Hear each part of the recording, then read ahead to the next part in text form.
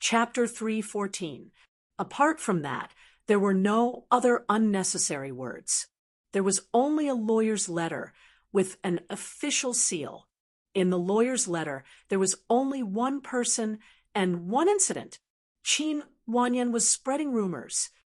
Any of the following circumstances shall be deemed as fabricating facts to slander others as stipulated in the first paragraph of Article 246 of the Criminal Law. 1. Fabricating facts to damage another person's reputation and spreading them on the internet or organizing or instructing people.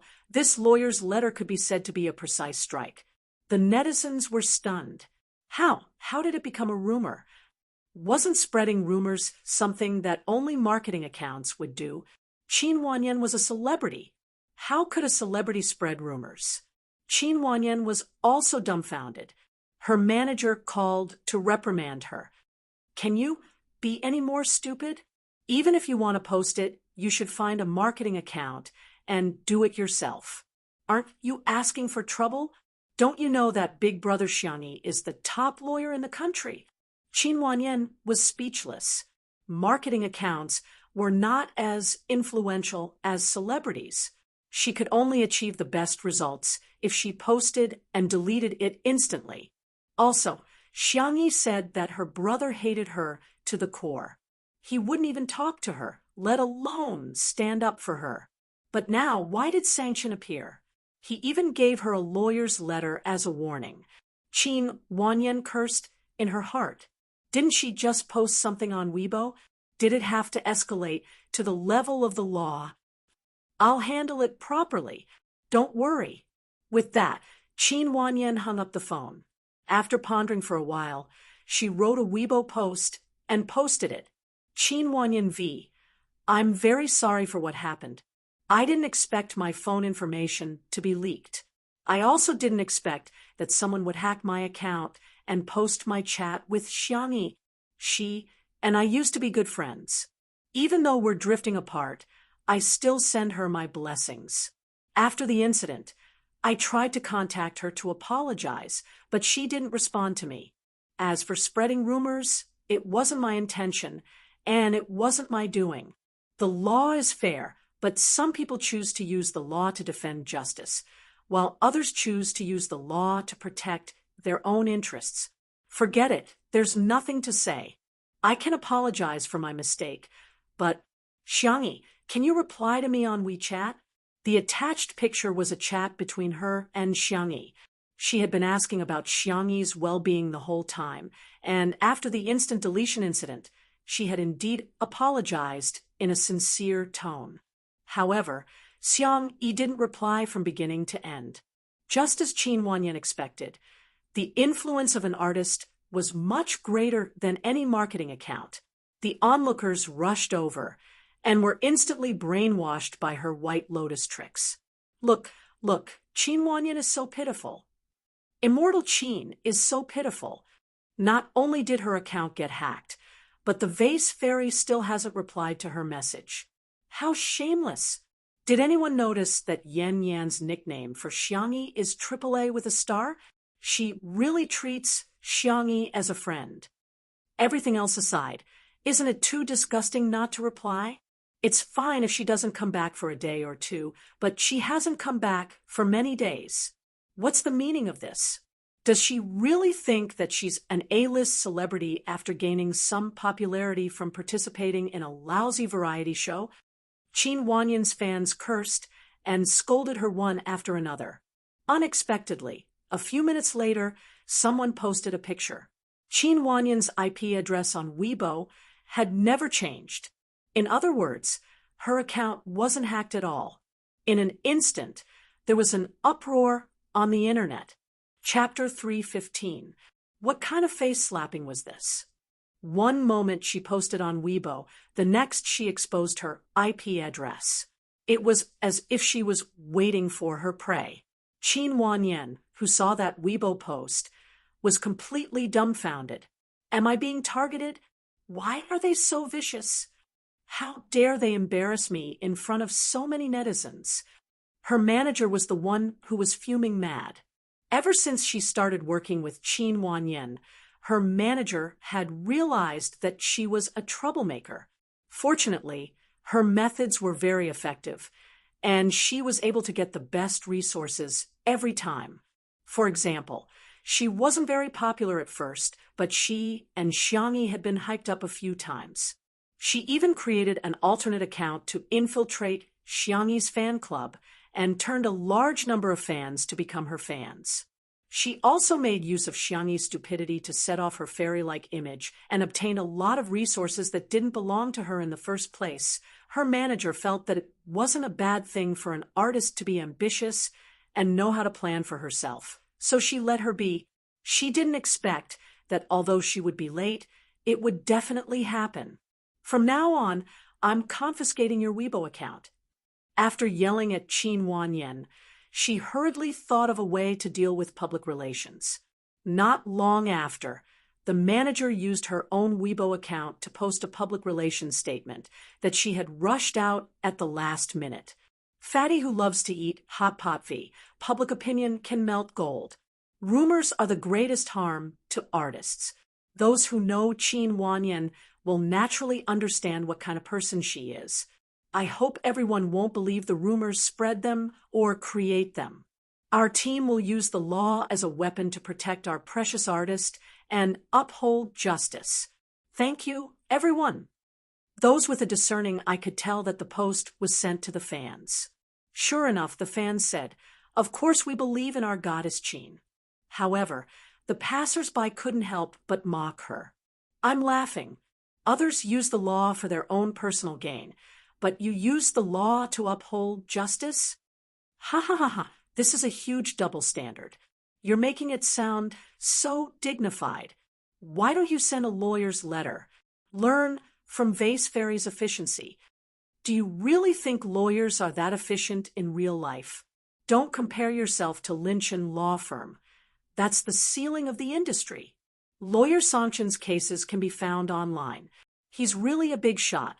I suggest that all law students, of course, you can memorize the entire text.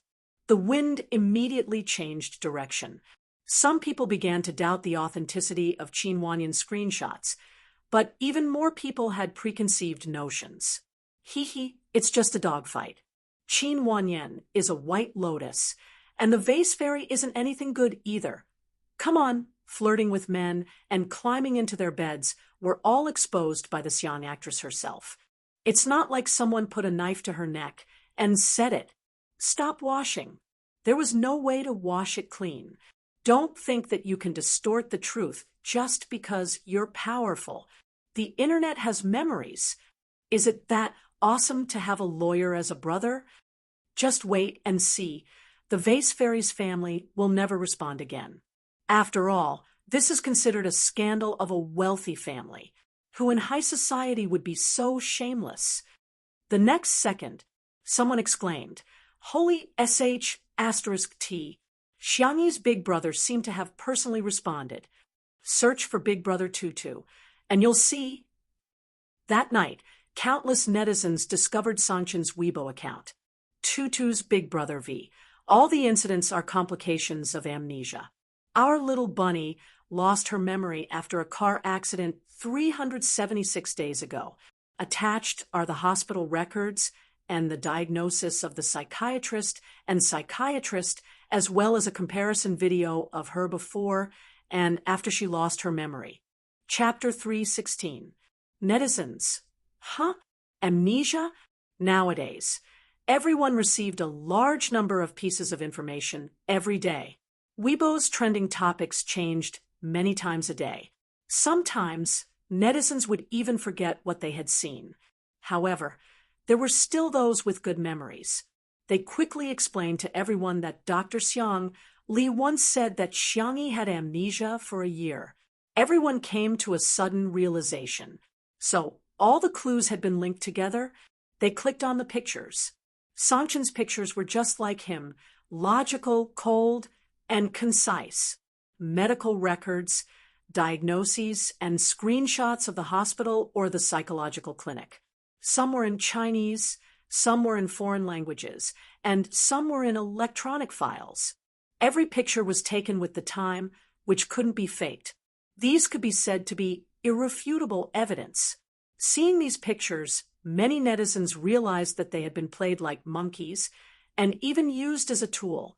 Some impulsive ones had already rushed to Qin Wanyan's Weibo to start Zhu and mode. There were also some who clicked on the second Weibo post, which was the surveillance video that Sanction had posted. At the beginning of the video, there was a warm scene. It looked like a family dinner. The eldest brother was Sanction, the second brother Xiang Li, the third brother Xiang Qi, the fourth brother Xiang Yu, and a simple-looking man who didn't look very smart. The whole family was good-looking. Xiang Yi in the video had slightly rounder cheeks than she was now. She was wearing a lovely cotton dress, and her hair was draped over her shoulders. She smiled very gently. "Little Xiang Yi, happy birthday. This is a gift from your uncle." The simple-looking man was the first to take out a gift box. "This is a lifetime VIP card for your favorite ice cream brand." In the next second, all four brothers looked at him with murderous gazes. Sanction snorted coldly. Seeing that it was his sister's birthday, he didn't argue with him. The second to present a gift was Xiang Yu. Sister, this is a game console I'm giving you. It's a limited edition. We can play games together in the future." Then came Xiang Qi, who said in a disdainful tone, "Your dress is too old-fashioned. Here, wear the new dress I made for you. I've embroidered many little flowers for you." Then it was Xiang Li's turn. The man pushed his glasses and said gently, "Recently, I wrote a new artificial intelligence program. It's quite useful for checking recipes and matching nutritional information. I installed it in the stereo." The last one was Sanction. The man's face was cold and his eyes were sharp. He threw a folded piece of white paper over in a domineering manner. "Write whatever you want." The others, "How could this be? Xiang Qianqian, you're cheating." However, when faced with Sangchen's frosty gaze, no one dared to say anything. All right, it's time to blow out the candles. Little Xiangyi, quickly make a wish." Xiangyi blinked and clasped her hands together. "I hope that our family can still be together next year." The video went black as it switched to the second half of the video. It was the conversation between Xiangyi and her brothers after she lost her memories. "You're my brother? You're my brother too? Then shouldn't you guys give me some pocket money? I just saw a bracelet studded with diamonds. It's so shiny and beautiful." It was clearly the same face, but from her demeanor to her tone, even her body movements were different. The comments section immediately turned into a huddle. F***CK. I'm shivering. It feels like a supernatural event. Don't talk about acting. If the Vase Fairy had such acting skills, she would have won the Best Actress award long ago. Oh my God, I thought of a possibility. Maybe it's not amnesia. She's just been possessed by a weasel. Chapter 317. In just a few minutes, the weasel comment was liked and pushed to the top of the list. "Delete it. Let me send a dog head. How can you say that? Have you forgotten that you don't need to become a spirit after the founding of the country? F***CK. I'm going to laugh myself to death in the comments section sooner or later. You guys can call her a fox spirit or a lotus spirit, but what the hell is a weasel spirit?" It had to be said that Sanction was too fast, accurate, and ruthless. First, a lawyer's letter was sent to solve the source of the rumors. Then evidence was sent to clarify the truth of the rumors. With the video as evidence, 99% of the netizens believed that Xiangyi had lost her memory. No one would believe him if he said that he had transmigrated quickly, but the complications of amnesia made sense in medical science. In a sense, it was not a problem to interpret the imposter as a disease. The public opinion had reversed. Memory loss is really uncontrollable. To be honest, if this happened to a male celebrity, would everyone still be so agitated? A scumbag man could be forgiven, but a scumbag woman had to be nailed to the pillar of shame? Don't argue. If you argue, you are right.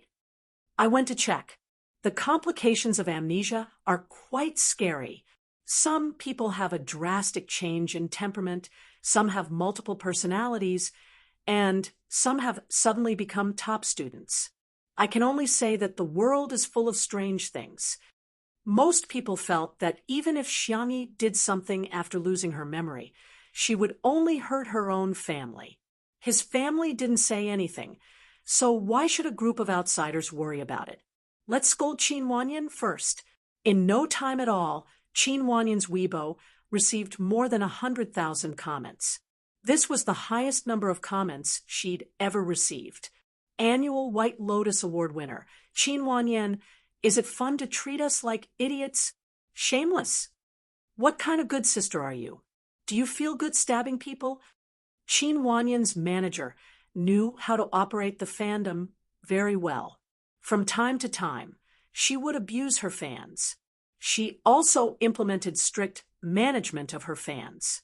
Not only was her fighting power amazing, but she was also extremely loyal. The fans were not convinced. They grabbed onto Xiangyi's remaining flaws and scolded. Then, no matter what our immortal Qin did wrong, Xiangyi should have replied to the message. Then, everyone realized that Shi Sui had updated her status. Shi Sui V. Sister Yi's account was registered a year after she lost her memory. She hasn't used it since she recovered. Qin Wanyan's fans were speechless. It wasn't that he didn't want to reply, but that he didn't even use this account. If they were really good friends, how could Qin Wanyan not know about this? If she knew about it and still sent messages to the air every day, wouldn't she be a self-directed actor? The enraged netizens posted tens of thousands of comments and even killed Qin Wanyan's account. Her fans were as quiet as chickens, and not many people responded to the big fans' calls for a fight. While the netizens were venting their frustrations on Qin Wanyan's Weibo, there were two groups of people who were very unique. This wave was made up of Xiangyi's new sister-in-law fans. They were mainly gathered under Songchen's Weibo post about the family gathering. Sorry, I've already registered my marriage with my husband Tutu. Bah, my child with Chen Chen is already 3 years old. I announced that I'm now Xiangyi's sister-in-law fan. I'm a big sister-in-law, second sister-in-law, third sister-in-law, and fourth sister-in-law. The other wave was naturally made up of Microscope Girl, Ace Picker, and Untimely Couple fans. Chapter 3:18. These fans naturally gathered under Shi Sui's Weibo account. I'm screaming like a groundhog every day. Shi Sui is so spoiled. He stared at his wife like a maniac during the live stream, and now he's protecting his wife like a maniac after the live stream. I'm going to faint from all the kowtowing. First, he took the lead to say that they're a couple. Then, he defended Sister Yi on Weibo. Shi Sui's sister, Yi, lock him up. In my imagination, they're already married with 2 children. Thank you. The most exciting thing for the couple's fans was a wave of unexpected sweets. Shi Sui and Xiangyi were featured on the cover of My Style, which was a set of 9 grid photos that attracted countless fans. Shi Sui was dressed in a black retro suit and had a rare seductive look on his face. However, he managed to hold his charm well. The solo photos included the scene of him biting a petal, the elegant and noble moment when he cut the steak, and the extremely invasive close-up of his gaze under the candlelight. The Shi Sui sisters were at the forefront. Shi Sui is so handsome that he's like a shark. This man is so good at taking photos. He's the most demonic vampire in history. I'm at the scene. I'm that petal. Shi Sui's kiss is so domineering. I'm so shy. Xiangyi was dressed in a gorgeous cream yellow dress. Her makeup was clear and her eyes were clean.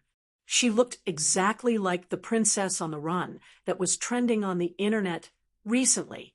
The solo photos included a close-up of her smile, a moment of her holding the hem of her dress while strolling in the forest, and a fairy tale-like scene of a deer kissing her fingertips.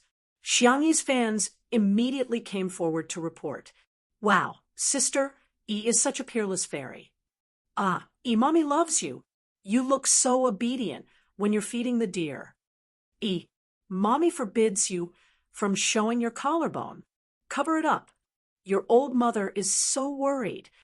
However, the most popular photo was the cover of the couple. The first photo was of the noble-like vampire, and the little princess looking at each other for the first time in the forest. In the second photo, the scene was changed to the castle. Shi Sui was holding the back of Xiangyi's head and was about to kiss her. The third picture was a reflection in the mirror. His slender and well-defined large hand was intertwined with her slender and milky white hand, and their fingers were tightly intertwined. The comments section exploded. Not only were the fans stunned, even the passers-by were stunned. "I don't care. Wedding photos. This is the wedding photo. Mom, I'm serious. Untimely super. Level. Sweet. Why are you holding hands? Do you think I'm lacking in traffic? Kiss. Give me a kiss. Shuringdi, can you do it? If you can't, let me do it." Seeing that this Weibo post was extremely popular, it didn't take long for the official Weibo account to release a video. It was edited with behind-the-scenes footage from the shooting. With the addition of filters, the colors were retro and classy. Sophia's aesthetic was enough to make people slap the table in praise. As for the music, he chose a piano and violin ensemble. The video had a complete plot, from the vampire and the little princess's first encounter to their passionate love, to their sinking into darkness. At first, the music was a soothing and melodious melody, but then it turned into a passionate tango. Slowly, it turned lingering and affectionate. And then it turned gloomy with the addition of filters and music. The plot was so torturous that it made people's hearts clench. However, at the end of the video, the man held the back of the girl's head in his arms and pulled her into his arms. The camera deliberately gave him a close-up. His Adam's apple rolled sexily as he licked the corners of his pale lips. The video came to an abrupt end. Untimely Super CP fans. It's New Year! It's New Year! Someone set off 100,000 firecrackers for me. Sisters, let's flood the screen with me. He did it. He did it. Shi Sui finally did it. Chapter 319. It had to be said that the chemistry between Shi Sui and Xiangyi was too strong. Even if they weren't fans of the couple, they would definitely buy this issue's cover. There were even fashion bloggers who praised this set of 9 palaces to the sky. Hades's designs never disappoint. The precise tailoring and flowing folds give this escaped princess dress a new definition. The details are full of charm. I believe that not only the deer in the woods, but every woman will be deeply mesmerized by it. Shi Sui's 3-piece black suit was designed by the designer George in the 90s. It's a true out-of-print, vintage, ready-to-wear suit.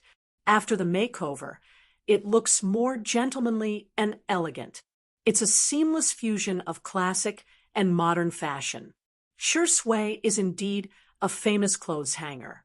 He has his own unique charm. My style is as brilliant as ever. Ms. Sophia has shown us her excellent American businesswoman skills.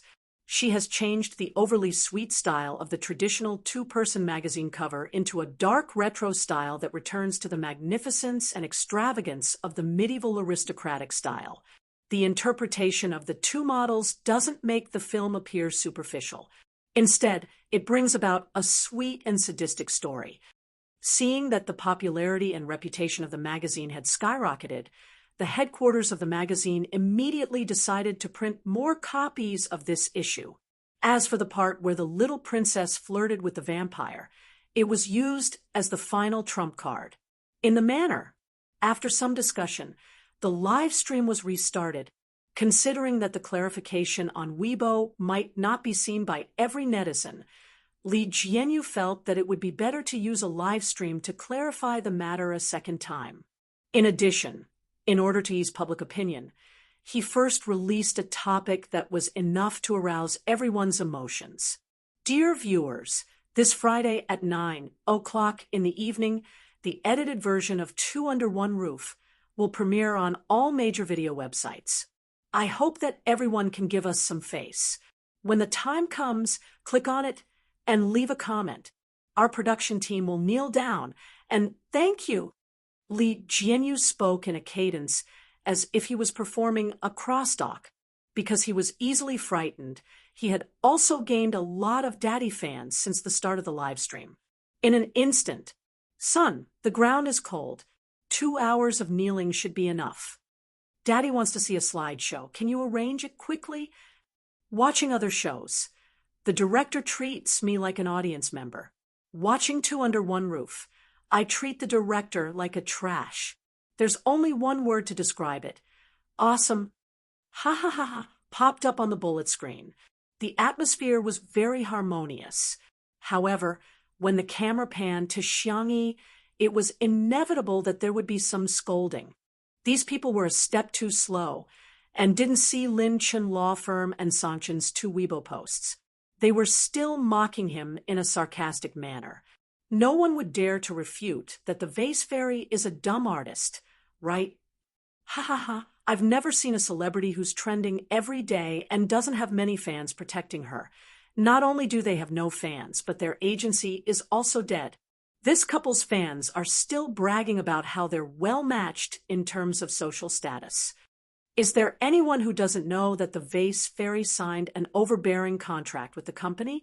The company will take 90% of the profits, and the remaining 10% will be called personal income tax. The worst part is that you have to pay 100 million yuan for terminating the contract. Hee hee. Xiang Feng was originally watching the live stream with his headphones on and wasn't in the frame.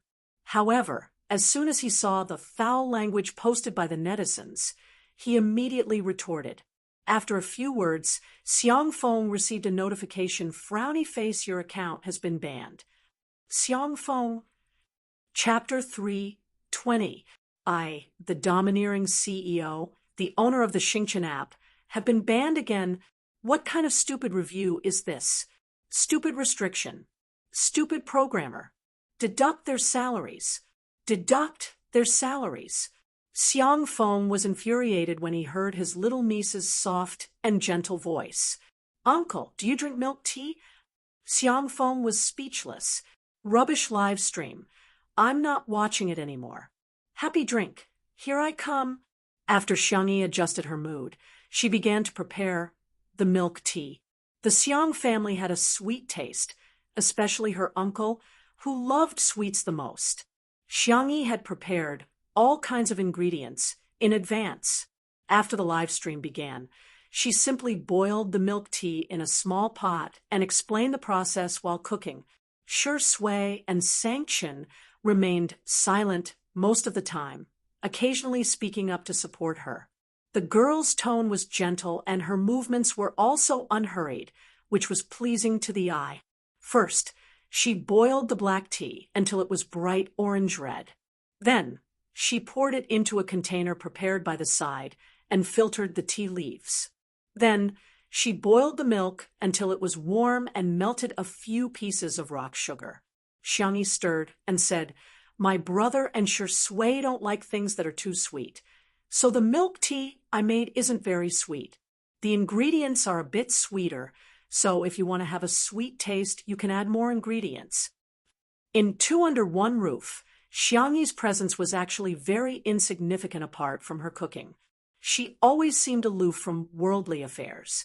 She wouldn't steal the limelight, nor would she compete with the guests for anything. However, such a personality was both good and bad.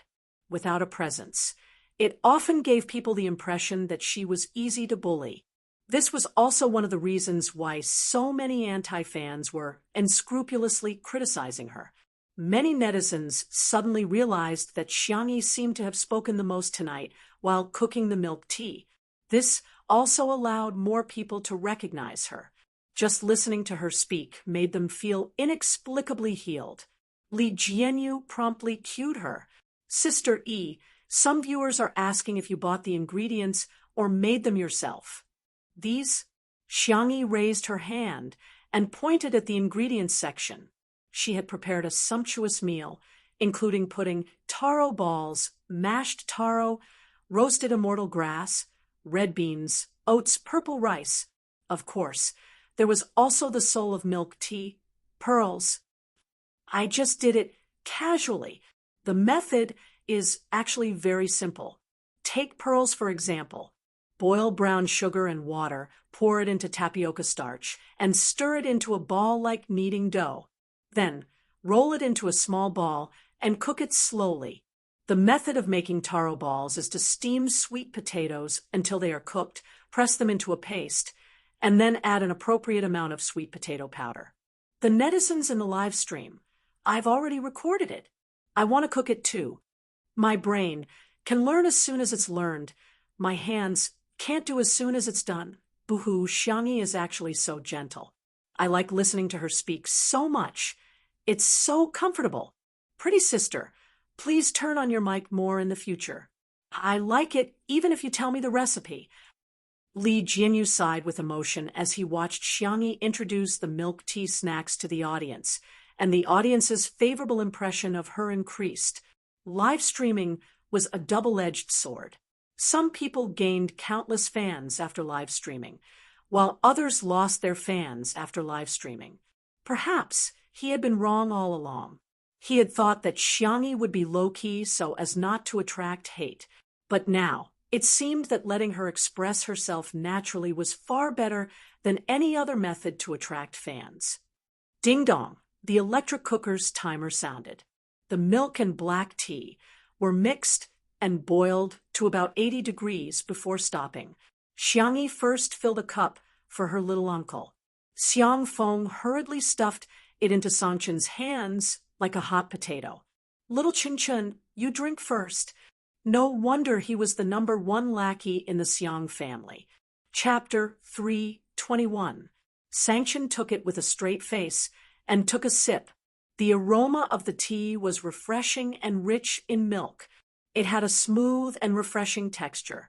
The sweetness was just right for him. Although Sangchen didn't say anything, he silently took 2 more sips. The netizens. It must be delicious. Xiangyi's fans even typed with tears in their eyes. I didn't expect that one day I would not only crave Xiangyi's body, but also his milk tea. Xiang Feng was given the second cup and excitedly added a bunch of condiments. He didn't even use a straw and simply gulped it down. Pearl taro pudding, sweetness plus. It feels so good. He looked at Shi Sui provocatively, thinking to himself, finally, there's someone behind me. My little niece scooped it for me first. In the next second, Shi Sui smiled slightly and raised his hand to add some condiments for himself. However, his hand suddenly trembled, and the spoon fell into the bowl. There was a look of helplessness in his dark eyes. Xiangyi hurriedly said, I'll add some for you. What do you want? Thank you, Sister E. Shi Sui looked at her innocently and gratefully. 2 spoonfuls of taro pudding. Thank you. Xiangyi added 2 spoonfuls of taro pudding for him and even placed a straw in it. She then carefully handed it to Shi Sui. She almost fed it to him herself. Xiang Feng's eyes widened as if he had been struck by lightning. In the live stream, ha, who is this silly man? Why is he so funny? I seem to have heard Xiangyi call him uncle before. He should be a relative. I don't believe it. Xiang Yi and Chen are obviously not on the same level as him. How can they be family? The netizens' disdain for Xiang Feng was almost overflowing. On Weibo, Tomato Entertainment's latest comment received tens of thousands of scoldings. In fact, it wasn't that Xiangyi didn't have any fans, but her fans were kind enough to criticize Tomato Entertainment instead of arguing with the haters. Even Qin Wanyan had a manager to defend her. No matter how bad the public relations effect was, at least her fans wouldn't be disappointed. But what about Tomato Entertainment? The company pretended to be dead. Their last post was a Weibo post about C7's new album being released on the music platform 2 weeks ago. Xiangyi's fans were completely enraged. Trash company, all you know is to make money. Daily question, did Tomato Entertainment go bankrupt today? What kind of agency are you? Is the PR department dead? Just as the scolding reached its peak, Xiangyi's manager, Nan, suddenly posted on Weibo. Little, Nanvi, everyone, stop scolding. The dog company is going to be a human soon. When the fans saw that he was still standing by the company, they were furious. I think you don't want to be a human anymore. As Xiangyi's manager, what have you done? The next second, Tomato Entertainment's official Weibo account, which had been dead for a long time, finally came back to life. Tomato Entertainment v. 10 minutes ago, our company and Xingchen Entertainment have completed all the procedures. Now, the company's business and artists are all under Xingchen Entertainment. Our company will be starting a business restructuring today. The legal person of the new company is Xiangyi V. Hello, President Yi, please take care of us in the future. All the fans were dumbfounded. They were dumbfounded. How did our sister Yi become President Yi? In the live stream, Xiang Feng received a notification from his assistant, telling Sister Yi that the acquisition of the company had been completed. Xiangyi was stunned. Seeing this, Xiang Feng was furious. What's with your expression? Is it that difficult to acquire a company? Your uncle is a domineering CEO. Chapter 322.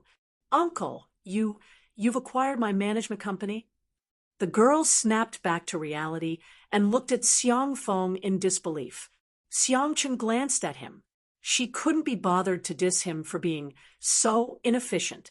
Xiang Feng put his hands on his hips and said, arrogantly, I've also registered your name as the legal representative.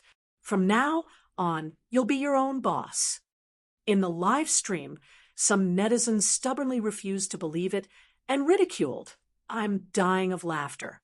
Do you know how much it costs to acquire a company? Tomato Entertainment may be a small company, but it's worth at least a few billion yuan. How can you buy it just like that? You're bragging to the heavens. The netizens who had already learned about the new drama on Weibo retorted, you're not convinced? Keep it to yourself. Our sister Yi is fair, rich, and beautiful. She has her brother to protect her and her uncle to dote on her. That's how domineering she is. The live stream was in an uproar, and some netizens who claimed to be professionals stepped forward to say, frowny face, this financial practitioner is laughing. Fixed assets and liquid assets are two different concepts. Billionaires don't mean that they can casually take out 100 million yuan in cash. This silly guy said that he wanted to buy a company worth a few billion yuan. Does he mean that he has at least billions or even tens of billions of yuan in assets? This comment garnered the approval of many people. Exactly. How can such a silly guy be a domineering CEO? If Sanction said it, it would be more believable. But since it was Xiang Feng, no one believed it. Just as this small group of haters thought that they had grasped the truth and were ridiculing Xiangyi in the live stream, Xiangyi's fans, who had been quietly waiting for them for a long time, finally unhurriedly moved the Weibo post from Tomato Entertainment over. Tomato Entertainment. 10 minutes ago, our company has the haters. The haters. TSK. That silly guy is actually a domineering CEO. That was already frustrating enough. However, Xiangyi's fans had become mischievous at some point. They deliberately popped up at this moment to mock. Congratulations to our sister Yi for turning from a social animal to a boss. Xiang Yi, it's impossible for her to work. She can only be a domineering CEO. I want to shout, little uncle is awesome. Okay, after yelling, he was still so naive. Using a spoon to scrape the pearls, an immortal roasting grass that can't be sucked up from the bottom of the cup is so realistic. All the trolls. Damn it, We've always been the ones angering others. I didn't expect to be angered today. On the sofa, Shui, who had been sitting beside Xiangyi and drinking milk tea obediently, suddenly asked, "Sister E, are you going to work hard to sign artists and start your career in the future?" Everyone knew that Shui's contract with Xingchen Entertainment was about to expire. Xiang Feng was confused. "You're trying to jump ship right in front of me, the overbearing CEO?" Xiangyi was a little embarrassed. "I don't think anyone wants to sign with my company." She knew a little about management and had practiced in the world of transmigration. However, it wasn't easy to sign an outstanding artist. The trolls caught their breath and typed angrily, "At least you have some self-awareness." At this moment, the sound of an argument suddenly came from outside the living room. "We came first. We want to see sister first." "Huh, I won't let you. You can choose whether you want to fight one-on-one or gang up on her. The live stream. Why do I feel like it's Chen Zai from C7? Isn't the C7 boy group a ready-made artist?" All the trolls. "Pfft, I'm so angry." Chapter 3:23. Xiangyi's eyelashes fluttered as she stood up. "We have guests, I'll go take a look." The cameraman followed closely behind her. The girl opened the door, and the cameraman happened to capture the scene outside. Sure enough, it was the 7 members of C7. The group's top celebrity, Jiang Chun, was arguing childishly with someone. Standing opposite him was the ruffian from Mingxi Boys' high school a few days ago, Rong Huai. "Can't you be reasonable?" Jiang Chun clenched his fists in anger. Rong Huai still had a crew cut, and he shook his legs arrogantly. "I already said that you can choose whether it's a one-on-one or a group fight. I'm not even afraid. So what are you afraid of? Trash." Before he could say the word trash, he noticed Xiangyi smiling behind the door and changed his words. "Spicy chicken tastes good." "Jiang Chun, are you crazy?" His captain, Shun Si, blocked his words with his hand. Shun Si was the standard pretty boy, and he flashed a clean smile at Xiangyi. "Hello, sister."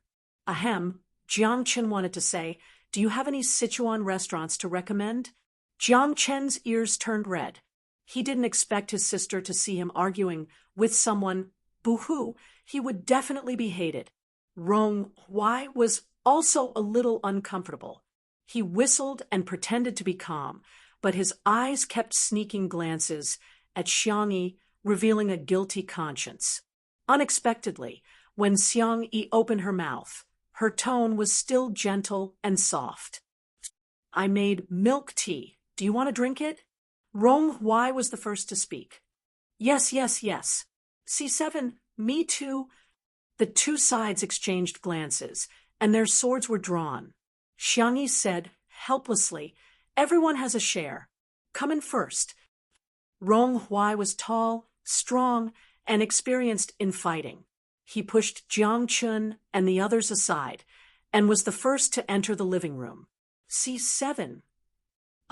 We were too careless. He actually beat us to it. However, even if we can't beat this troublesome brat, can we not beat our own members?" Thus, the 7 of them squeezed together at the door to see who would enter first. If not for Xiangyi coming over to persuade them, they would probably have fought. It could be said that this group of souls were like plastic. Because there were too many people, the sofa could not accommodate all of them, so the younger brothers all sat on the floor. Sitting on the sofa, Xiang Feng, Sangchen, and Xiang Feng looked down at everyone. Xiang Feng was envious. "If I were 10 years younger, my skin would be as good." Sangchen, Shui chuckled. "Humph, do you two think you're any better? You're still an old man who's nearing his 30s like me." Sangchen, Shui. The whole living room was shrouded in a gloomy atmosphere. The younger brothers were shivering. Even Rong Huai moved closer to Jiang Chen. Jiang Chen wanted to protest, but Rong Huai gave him a stare. "What are you looking at?" If you keep looking, I'll beat you up. He was so fierce. However, when they huddled together, they didn't seem to be that scared anymore. This was probably the legendary huddling together to keep warm. Milk tea is ready. Add whatever you want. Xiangyi poured a cup for each of them. The hot milk tea seemed to have the power to bewitch people. The netizens in the stream wanted to cry, but had no tears. Orders for milk tea on all major takeout platforms have skyrocketed. Everyone, please pay the advertising fee to Sister E. Thank you. Little Vase, stop it. Fatty Rua and I were already two people before watching the stream. Trash streamer. You only know how to cook milk tea every day. Can't you create a couple? Ahem, an untimely and beautiful couple. Want to know more? Chapter 3:24. The fans secretly extended their little fingers to test the water's ignorant netizens. Untimely? Let's search to see what's going on. Then we accidentally fell into the trap. The main character is the one who started the love line. If you don't, you're not a surfer. In the living room, Rong Hui was like a little tyrant as he went up to grab 2 cups of milk tea. He was the kind of hooligan who wouldn't drink if he didn't. Jiang Chun protested softly. That's not right. Sister poured a cup for each of us. Then Rong Hui smiled sinisterly and flexed his muscles. Are you asking for a beating? Jiang Chun was speechless. #pretend nothing happened and pretend to be a good boy who didn't like milk tea. The next second, Rong Hui's forehead was knocked. He hissed and raised his head fiercely like a frivolous and wild wolf puppy. He met Xiangyi's calm and gentle gaze. He rubbed his forehead aggrievedly. Why did you hit me? Xiangyi said, 1 cup for each of us. You can give the extra cup to brother Jiang Chun. Rong Hui seemed to have heard a joke. Him. You want me to call him brother? It had always been others who called him brother. Okay. Xiangyi sat cross-legged on the ground, resting her chin on her hands and looking at him quietly. His eyes met hers. 1 second, 2 seconds. In the 3rd second, Rong Hui couldn't take it anymore and looked away, his ears turning red. F***CK. This woman isn't reserved at all. How could she stare at him so intently? Even he was embarrassed by his stare. He reluctantly pushed a cup of milk tea to Jiang Chun. Jiang Chun was speechless. Sob, sob, sob. Big sister is so nice and gentle. He took a sip. The hot milk tea warmed his stomach and warmed his heart. It was slightly sweet and had a light tea fragrance. It was a perfect match with red beans and oats. However, it must be very high in calories. He definitely couldn't drink too much. He took a sip. Should I have a little more? By the time Jiang Chun came to his senses, he had already finished the cup of milk tea. The young man hit his head in frustration. Rong Hui sneered. You've already drunk it. What's there to regret? Didn't you get any joy from my milk tea? Jiang Chun was in a daze, pondering Rong Hui's words. That's right. Big Sister's cooking had this kind of magical power that made people feel warm and happy. Wasn't this the true essence of tasting food? Jiang Chun felt enlightened. Younger brother, you are really a philosopher, a thinker.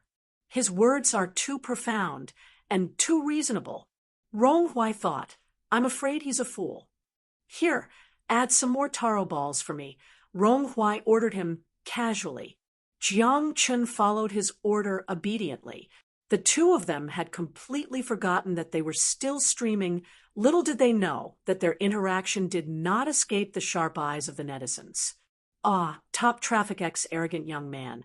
So sweet, so sweet. I'm sorry, although this couple is a cult, I can't help but stand there for a second.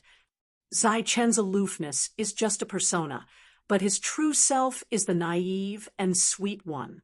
Ha ha, he's being bullied by Rong Hui's younger brother.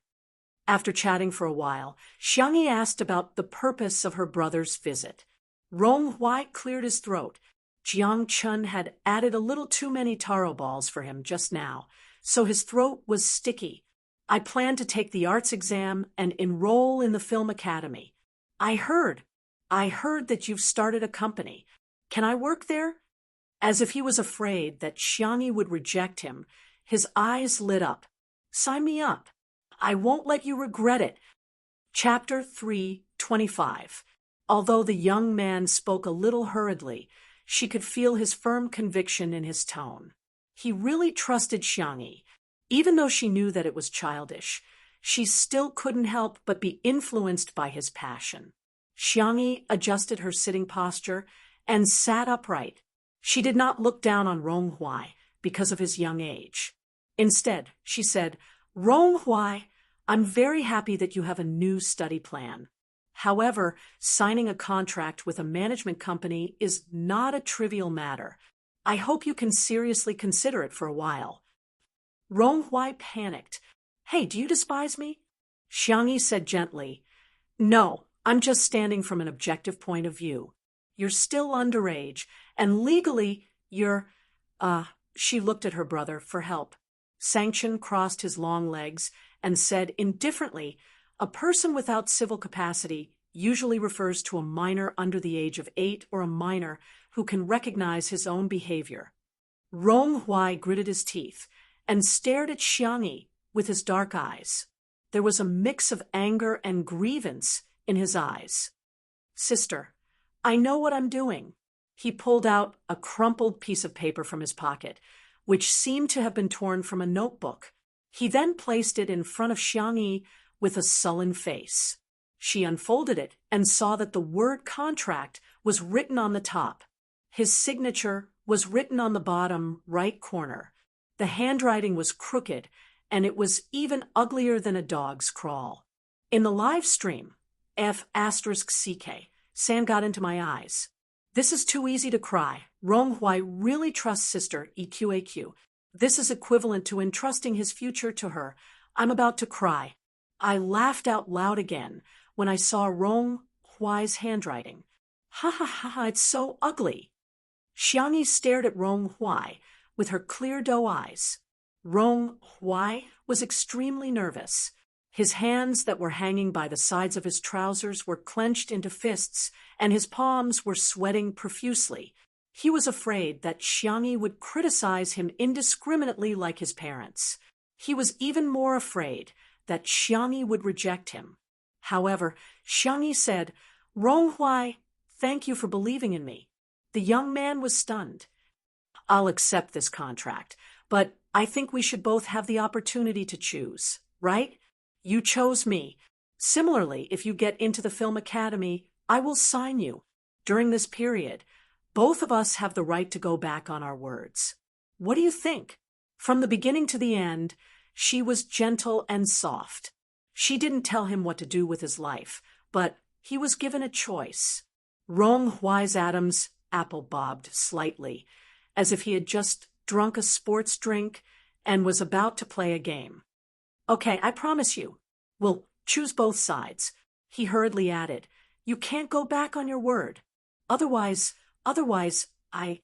Rong Hui thought for a long while, but he still couldn't think of any powerful threats. He laid his eyes on Jiang Chun and strangled him from behind. "I'll beat him up." Jiang Chun, who had been innocently implicated, was speechless. Xiangyi was amused by him. "You're too shameless." The live stream was also filled with "ha ha." Hostage, Jiang Chun raised his hand, indicating that he was going to speak.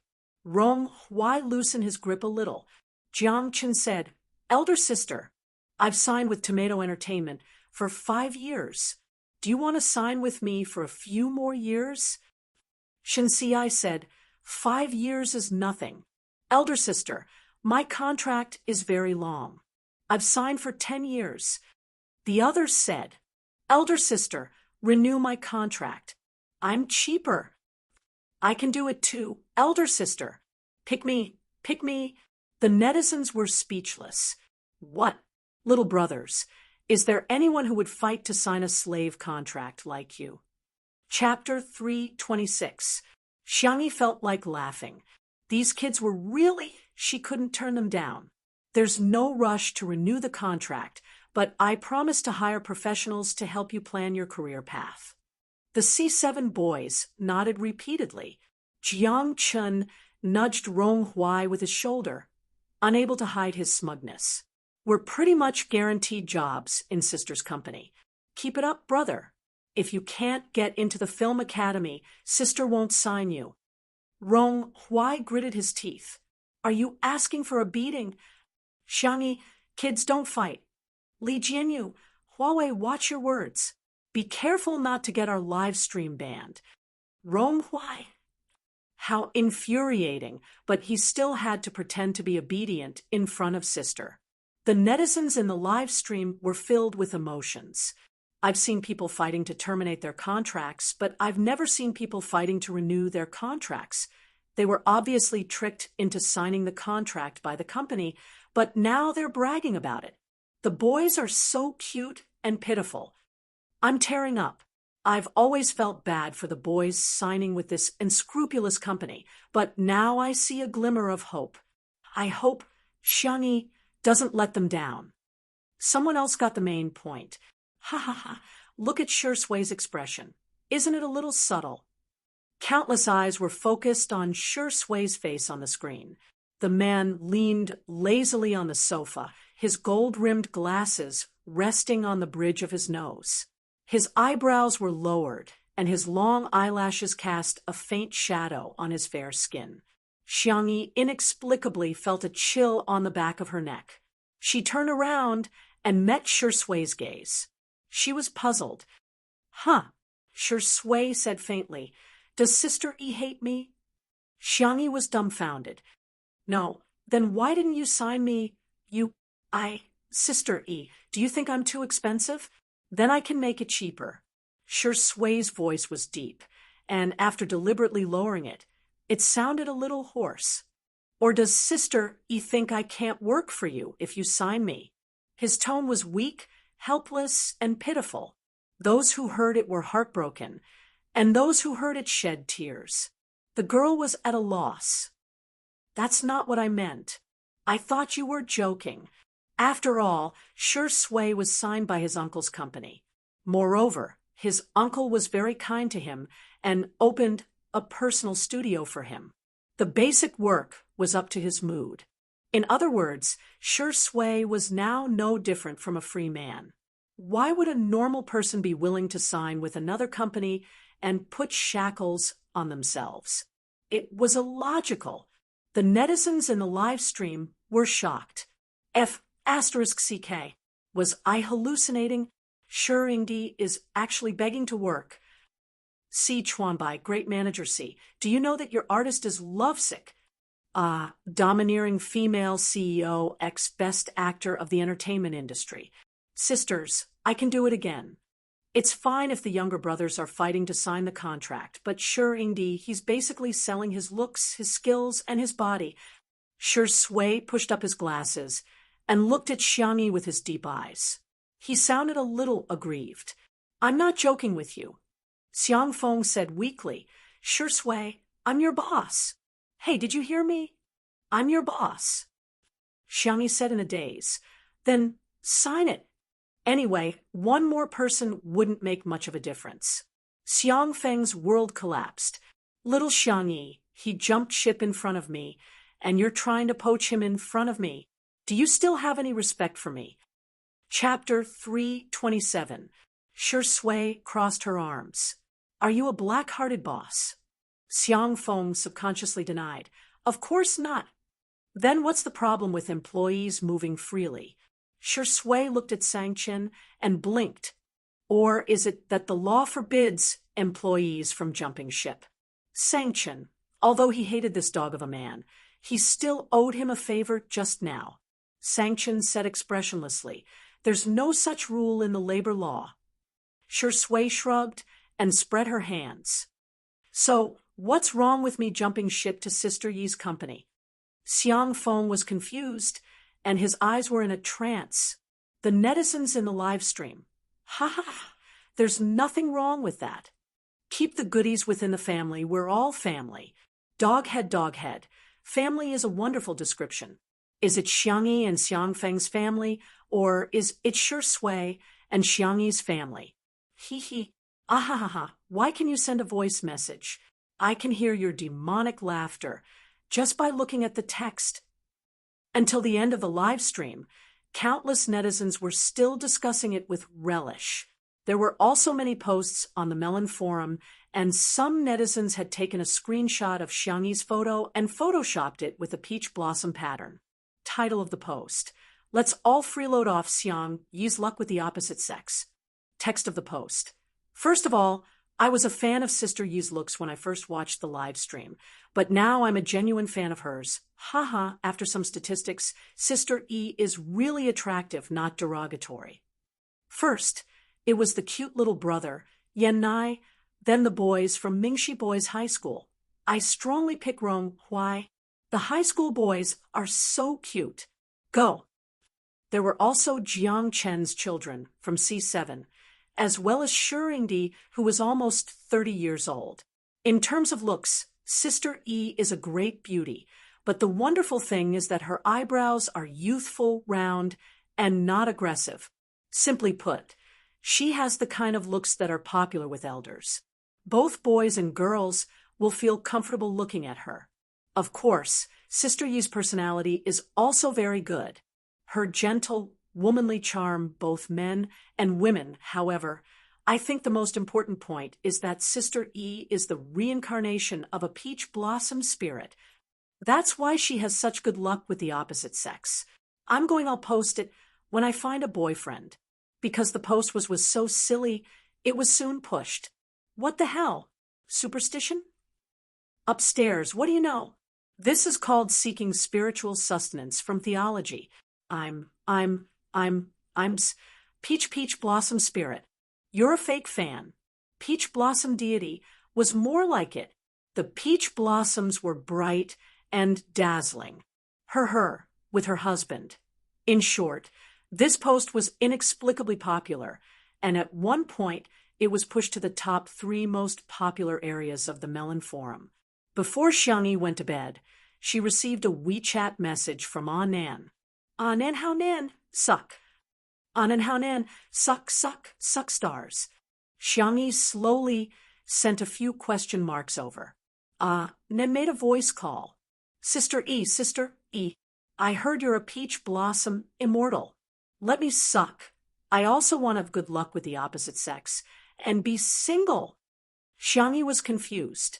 But I'm single too. And then blurted out, aren't you married to Shuringdi? You've already taken wedding photos and gone on your honeymoon. Ahem, sorry I kowtowed too much. Shui and I, Xiangyi looked innocent. There's nothing between the two of us. Before she finished speaking, there was a knock on her bedroom door. A gentle but seductive voice slowly sounded. Sister E, are you asleep? Chapter 328. On the other end of the screen, Nan. He was suddenly excited. He lowered his voice and covered his mouth as he laughed. Oh, it's really nothing for me to come looking for you in the middle of the night. Xiangyi, it's not what you think. Okay, no need to say anything. I understand. Nan gestured. Darling, don't worry. I'll support you no matter what you do.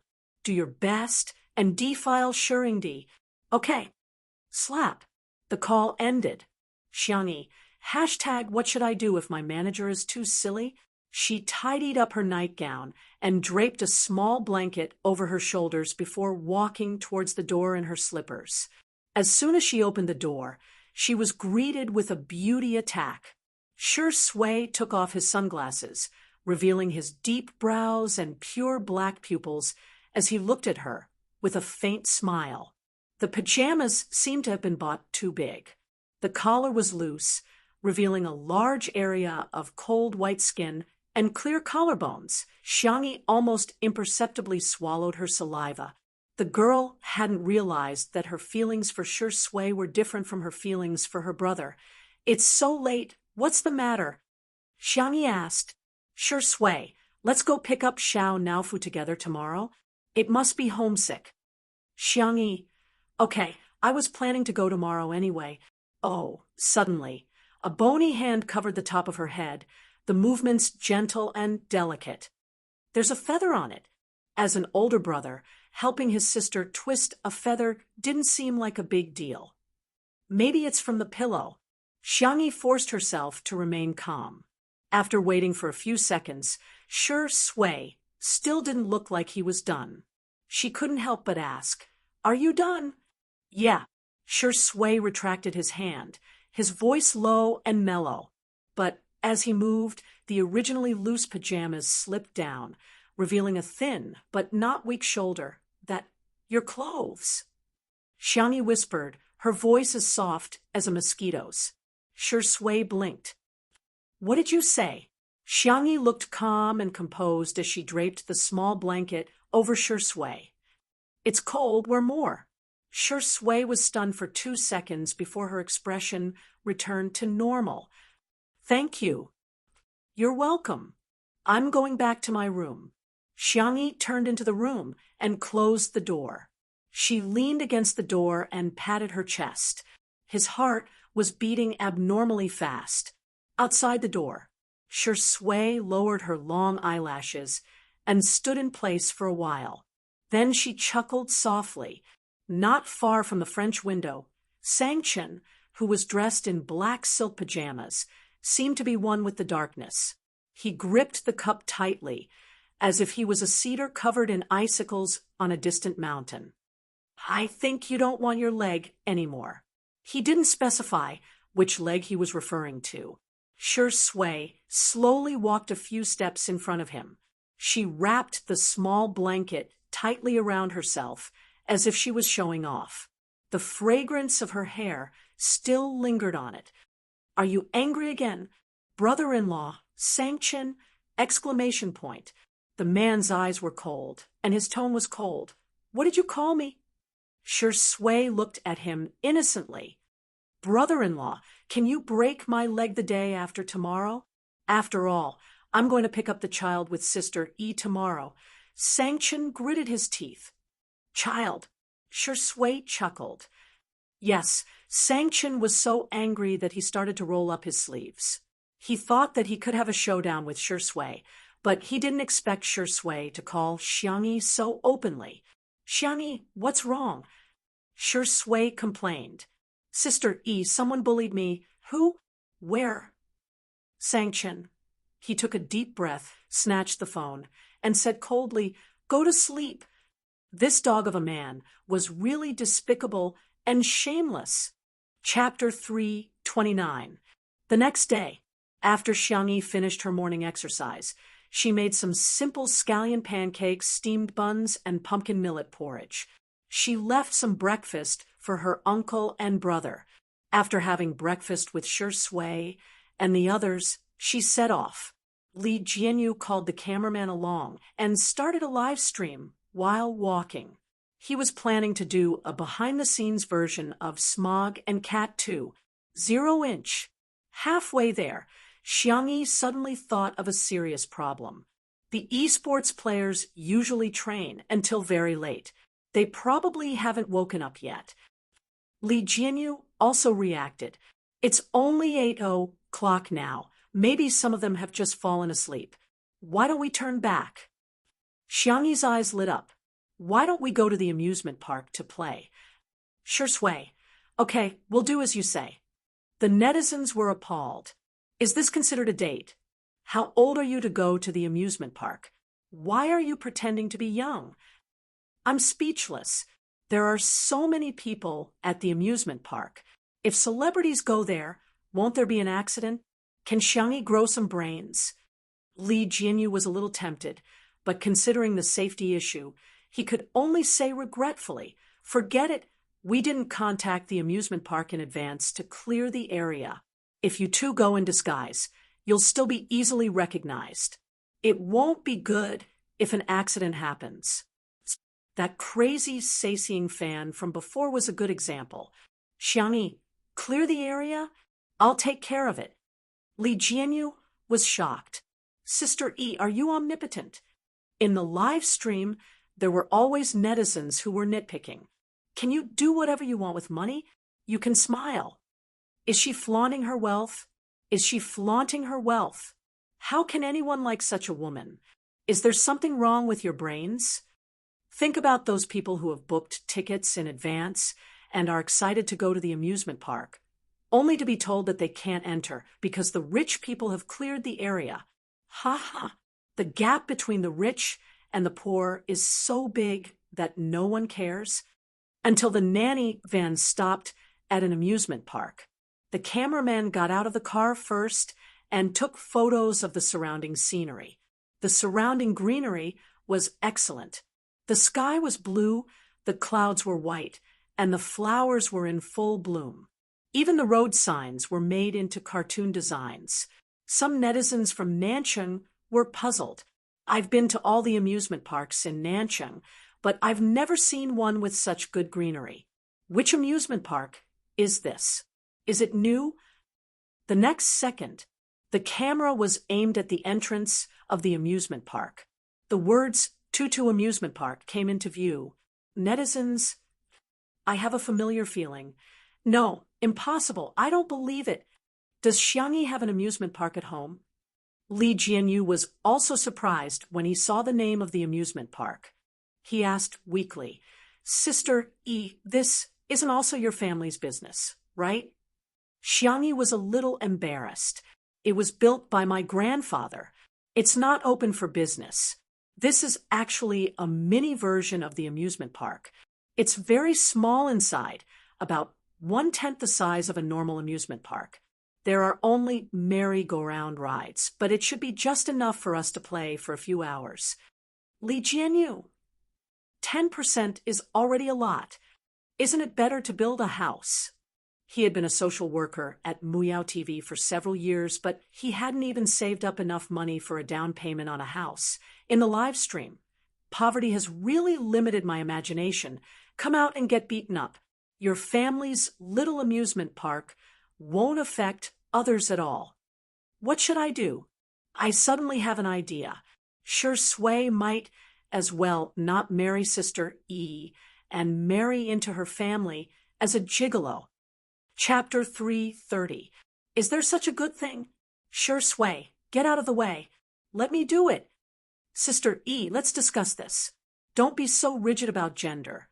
Okay? Look at you people. Do you even have any integrity?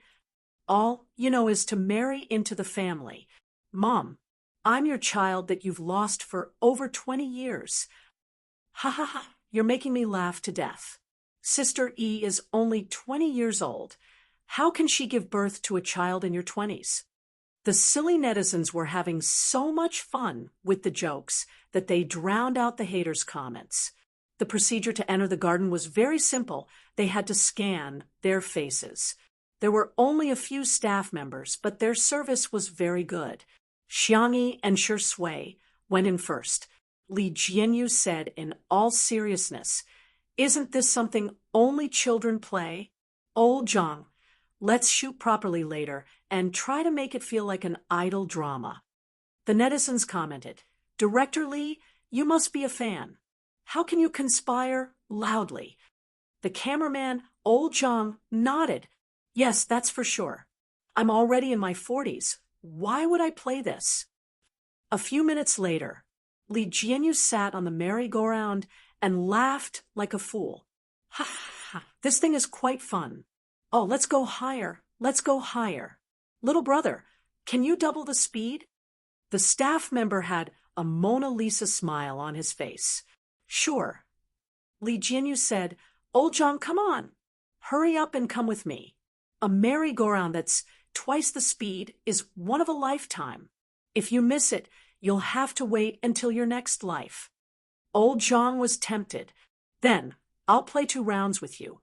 Hence, the manual position became a fixed position. The netizens in the live stream were laughing like crazy. Director Li, Old Zhang, so fragrant. You two, wake up.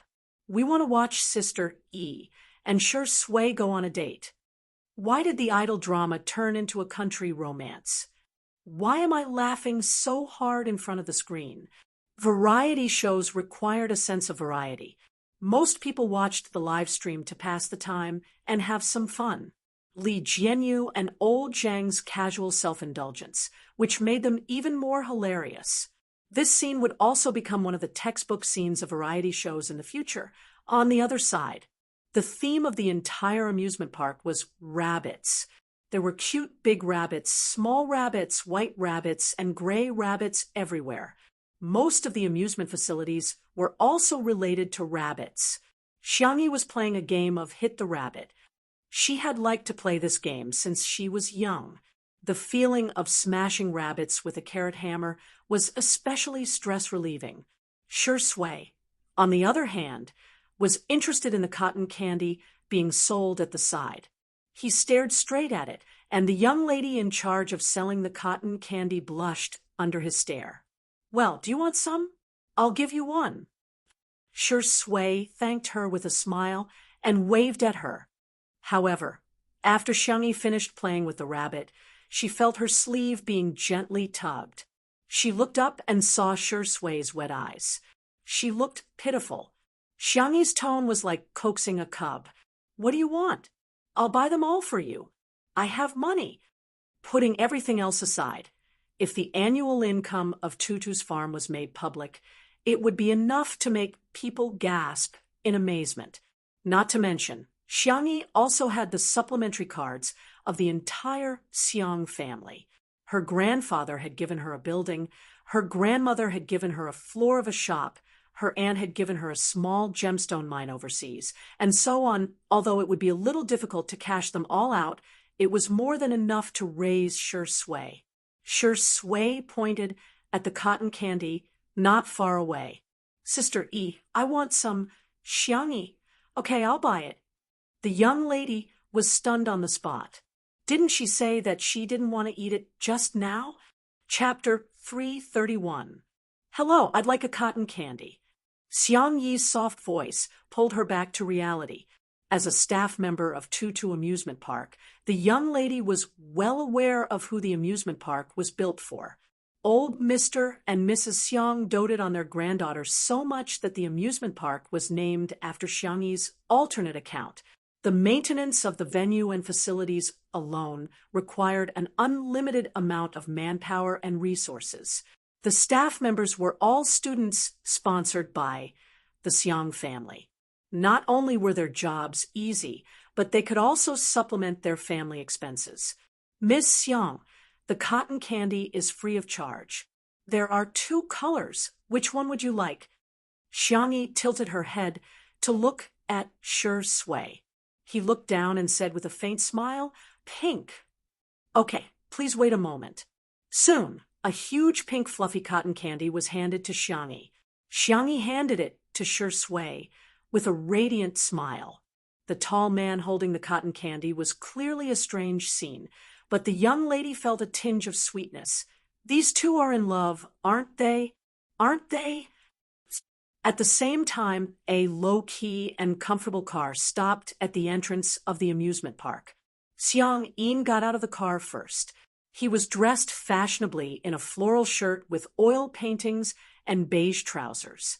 Although his hair was white, he was hale and hearty. Xiang Yin opened the car door for his beloved wife out of habit. Madame Xiang was wearing a floral dress with an apricot-colored shawl. The color of her bag was also similar to Xiang Yin's tie. "Old man, help me take a photo later.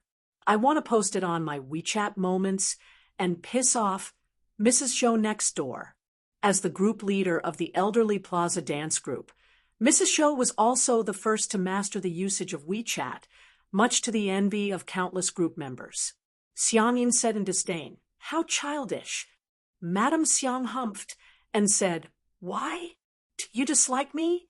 Find another grave, then don't lie next to me in the future." Xiang Yin said, "I'll take a photo, okay?" He didn't even know how to use WeChat. Why didn't his family teach him? Of course, it was because his son was busy, his daughter was busy, his grandson was busy, and his granddaughter. Humph, he didn't have a granddaughter. This brat had angered her own grandmother so much that she fainted several times. There was no way he would admit that she was his granddaughter. Xiang Yi's grandfather, Madame Xiang, was not very good at surfing the internet, so she didn't know about Xiang Yi's live stream. Madame Xiang said, "I heard from Feng Feng that little Tutu has become normal. Did you forget what Taoist Qin said? She was possessed by an evil spirit." Nonsense! Although Xiang Yin's grandfather was a traditional Chinese medicine practitioner who believed in the theory of yin and yang and the 5 elements to treat illnesses, he firmly refused to believe in ghosts and gods. "Why are you mentioning her? You're affecting my mood. Let me tell you, old woman, Xiang Yin, will never acknowledge her as my granddaughter." Madame Xiang sighed. When she thought of how Xiang Yi had done all kinds of evil deeds in the past year, she felt really suffocated. At first, she brought Xiang Yi back to the Xiang family's old mansion to recuperate, but she ended up causing a huge ruckus in the old mansion. The worst time was when she angered Xiang Yin so much that he was sent to the hospital and almost sent to the intensive care unit. Over time, no matter how passionate the 2 old men were, they became disheartened. Later on, Sangchen made the decision to send her away, but Xiang Yi didn't take the initiative to contact them. Gradually, there was no news from her. To their surprise, when they entered the garden, the staff said respectfully, "Old master, Miss Xiang has brought her friends here to play." Xiang Yin frowned and asked, "How many people? Are they men or women?" The staff answered, 3 men." Xiang Yin's beard flared up, and he hollered, "This brat." Chapter 332. She's getting more and more outrageous. Previously, when she was in the Xiang family mansion, she was so obsessed with her online dating partner. Of course, Xiang Yi's grandfather, Madame Xiang, didn't know that Xiang Yi had more than one online dating partner at that time. Madame Xiang liked to be lively and lively. From time to time, there would be gatherings at home, and the guests were all her old friends. Occasionally, she would bring her nephews and grandchildren to hang out with each other. This wretched girl actually fell in love with a man who is more than 10 years older than me. He's a generation older than me, too. If it's really a match made in heaven, it's fine. The Xiang family doesn't value seniority that much anyway. However, he's a notorious playboy. Xiang Yi insisted on marrying him and threw a tantrum for a long time before she stopped. Madame Xiang persuaded, "Why don't we go back?" Firstly, she was afraid that Xiang Yi would get so angry that he would fall ill when he saw Xiang Yi. Secondly, she was afraid that her little Tutu would be reprimanded and beaten up. No matter how disobedient Xiang Yi was, she would still feel sorry for her. Although Xiang Yi's grandfather sounded stubborn, she was well aware that Xiang Yi doted on Xiang Yi the most among all the men in the family.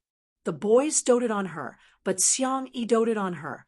Other families would carry their children until they were 2 or 3 years old at most, but Xiang Yi didn't even walk much when she went shopping when she was 4 or 5 years old. Xiang Yi was the one who carried her around. "I'm not going back. She should be the one avoiding me. How can I, an elder, avoid her?" Xiang Yi's grandfather was fierce, and he waved his gentleman's cane in the air twice. "I'll go see what she's up to again. If she dares to mess around, I'll break her legs." Xiang Yi took the lead and walked in. Madame Xiang hurriedly followed him. There weren't many amusement parks in Tutu, and the rides were all low risk. They had a wide view and could see everything at a glance. As soon as Xiang Yi's grandfather, Madame Xiang, entered, she saw Li Jianyu and old Zhang, who were still on the merry-go-round, were having a great time. At this moment, it was already at 4 times the speed, and the merry-go-round had turned into a flying merry-go-round. Although Xiang Yin was old, he still had a sharp sense of hearing and sight. However, it took him some effort to see the faces of the 2 people clearly. Xiang Yin hollered, This wretched lass has such poor taste. Not at all like him. Madame Xiang took out her reading glasses and gracefully put them on. After looking at them for a while, she sighed in melancholy. How could this be? Each one was uglier than the other, and each one was older than the other. Little Tutu's taste in men was it was too horrible to look at. All of a sudden, Xiang Yin noticed that there was some movement coming from the car that Tutu had crashed into. He squinted his sharp eyes and vaguely saw Shui's back. He couldn't help but mutter, "This seems okay. Madame Xiang." "Old man, what did you say?" Xiang Yin cleared his throat and pretended to be fierce. "I'll go see what kind of wretched man she's found." Madame Xiang was even more worried. "Is this guy even older?" The two walked past the tripod where the camera was fixed. Li Jianyu and old Zhang were immersed in the childish joy of men and didn't notice the two of them at all. However, the netizens watching the live stream had sharp eyes. "Wow, that pair of grandparents is so trendy. Uwu, Grandpa's tie and Grandma's bag are of the same color. Wait, didn't Sister E say that this amusement park is not open to the public? Could it be that they are her elders? Huh, doesn't that mean our Shui is going to meet her parents?" Chapter 333. On the other side, Xiangyi was happily playing with Shui. There were 2 long bunny ears on the front of the bumper car, which would droop down like a lop-eared rabbit when they collided with each other. Xiangyi rarely went to the amusement park after junior high school. The reason was simple. No matter how fun the amusement park was, it would be boring to play alone. After her parents got into an accident, she couldn't get over it for a long time and studied at home in elementary school. After junior high school, she kept skipping grades and was busy with her studies. Hence, she didn't have much time to socialize. The few friends whom she was close to had completely cut off contact with them because of that person in the past year. She felt that Shui was really kind and mature. Yet, she was willing to play such a childish game with her. She skillfully turned the steering wheel and locked onto Shui's position before accelerating towards Tutu's car. Halfway through, an old man appeared out of nowhere. Xiangyi hurriedly stepped on the brakes, but due to inertia, she hit her head against the steering wheel. When she looked up, there was a red patch on her fair forehead. It was painful to look at. Xiang Yin couldn't help but frown. Xiangyi's eyes lit up when she saw him. "Grandpa?" Xiang Yin immediately said, "Don't call me Grandpa. I'm not your grandpa. I don't have a granddaughter like you." His tone was cold and harsh, causing the light in Xiangyi's eyes to dim. She lowered her eyelashes and adjusted her emotions for a few seconds before pressing the button to reverse the car. Tutu's car reversed a great distance, and the bunny ears on the front of the car had malfunctioned. They drooped down dejectedly and looked listless. Xiang Yin was speechless. "What? I told you not to call me Grandpa, and you're really not going to do it? You're finally obedient." Xiang Yin didn't expect that he would get angry when Xiang Yin was disobedient. Now that she was obedient, he got even angrier. Madame Xiang was a few steps slower. When she walked over, she discovered that Xiangyi had reversed the car and left without saying a word. Seeing that Xiang Yin's forehead and eyes were red, old Mrs. Xiang's heart melted, and she waved at her. "Your grandpa is scaring you. Ignore him. Be good. Tutu, come to Grandma." Xiangyi hesitated, wondering if she should go over.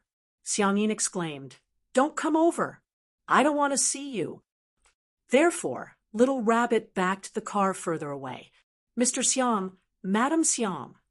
Shui had alighted from the car at some point and greeted the 2 elders in a warm voice. Then he began chatting with them naturally, and his manners were impeccable. After exchanging a few pleasantries, the topic turned back to Xiangyi. Xiang Yi's grandfather said sarcastically, "She has the time to come to the amusement park with you, but doesn't have the time to visit me at the old residence." I think she doesn't take me seriously at all. Shui said apologetically, Grandpa, you've misunderstood. It's not that Sister E doesn't want to go. It's because of work. We're here today to shoot some material. He glanced in the direction of the merry-go-round, his temples twitching. That's our show's director and cameraman. They're doing a live broadcast. Just as he was about to explain what a live broadcast meant, he heard Madame Xiang say, Live broadcast? I've heard of it before. Live broadcasts sell goods. It's like shopping on TV. I've seen Mrs. Zhou's grandson next door teach her how to shop. She was really envious because neither she nor Xiangyi knew how to shop. Shui smiled and asked, Grandma, what do you want to buy? Do you want Sister E to come over and buy it for you? Before Madame Xiang could answer, Xiangyin interjected, No, need. Chapter 334. Madame Xiang retorted, Do you know how to do it? Xiangyin said guiltily, I can learn. You've already learned it several times, Madame Xiang said, exposing him mercilessly. Xiangyin thought, You're hurting my feelings, old woman. He retorted stubbornly, Anyway, I don't want that wretched girl to teach me. I'm telling you, if she ignores me, I won't say a word to her either. Xiangyin was full of energy and roaring loudly. Xiangyi vaguely heard what he said and wanted to hide in a corner, but the car didn't move at all.